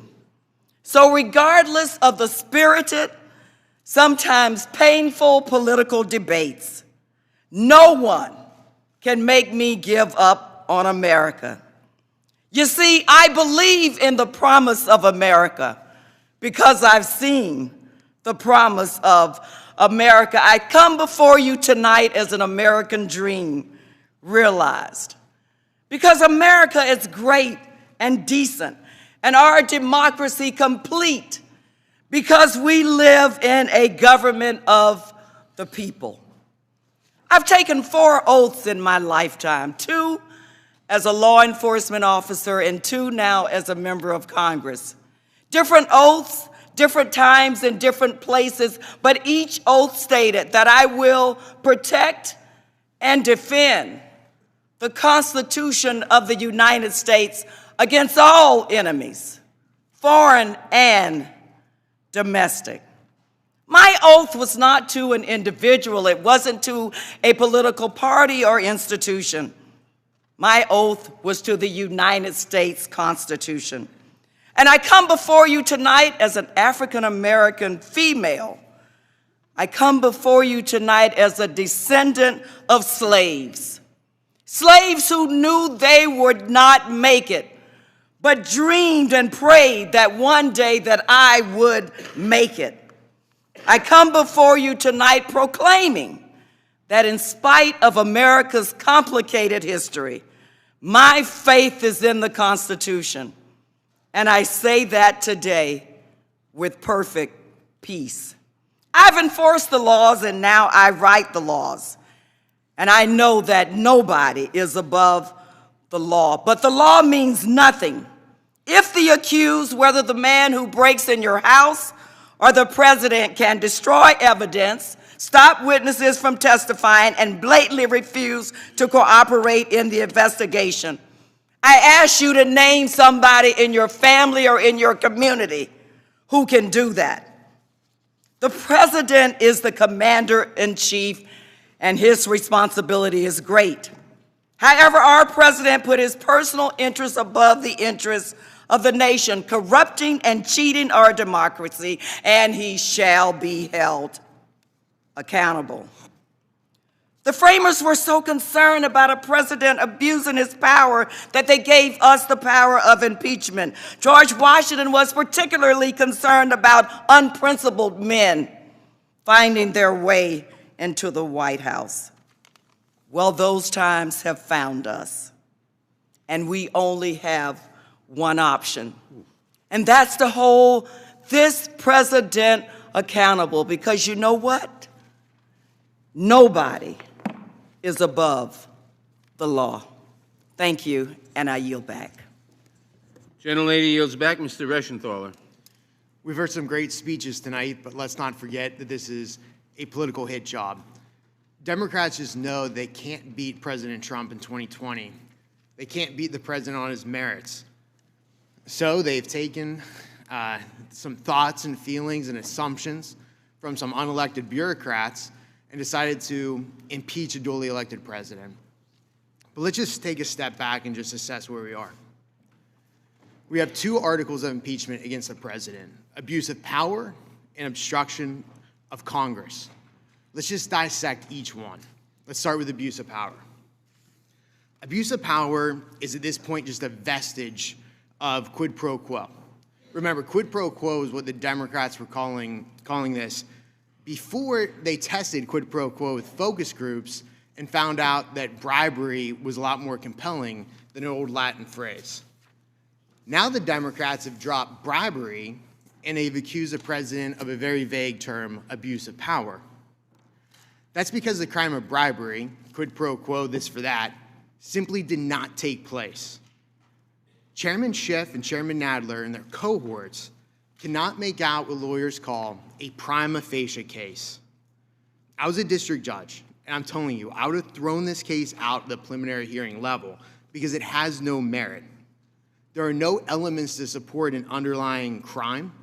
The Democrats simply cannot make out, again, what we would call a prima facie case. This would be dismissed at a very early level in court. And remember, President Zelensky has repeatedly said there was no pressure. The call transcript, the primary evidence we have, not rumors and conjecture of bureaucrats, the actual document shows there was no linkage whatsoever between aid and the investigation. The Ukrainians were not even aware that aid was on hold when the president spoke. And Ukraine ultimately never had an investigation, yet they received lethal aid, Javelin missiles. So simply put, there was no quid pro quo. If the Democrats really want to charge somebody with abuse of power, they should look no further than Chairman Schiff. The chairman used his subpoena power to subpoena individual phone records, then went through those records, singled out Devin Nunes in an attempt to smear a ranking member. That's the abuse of power. You want to talk about more abuse? How about dropping 8,000 pages of documents on judiciary Republicans less than 48 hours before our last hearing? That's an abuse of power. If this were a court of law, Chairman Schiff right now would be facing sanctions and would be defending his law license. Let's talk about obstruction briefly. Let's deconstruct that. Our government, remember, has three branches of government. And when there's a disagreement between the executive branch and the legislative branch, that's when the courts step in to resolve this. And that's what happened when Republicans had an issue with President Obama during Fast and Furious. That issue went to the courts. But now Democrats refuse to go to the courts. And why? It's simple. Because it doesn't fit their political timeline to get this to the Senate before Christmas. The only obstruction here is that of the Democrat Party. Let's not forget that last week, Judiciary Democrats voted down my motion to subpoena the whistleblower on partisan lines. That was obstruction of Congress. Let's not forget that Chairman Nadler refuses to have Chairman Schiff testify here under oath. That is obstruction of Congress. And let's not forget that the other side still refuses to bring any fact witnesses before this committee. Again, that is obstruction of Congress. So in conclusion, do we have abuse of power? Yeah, Adam Schiff. Do we have obstruction of Congress? Yeah, House Democrats. So let's call this for what it is, a political hit job. Thank you, and I yield back. The gentleman yields back. Mr. Correa. Thank you, Mr. Chairman. I was elected to Congress to work across the aisle with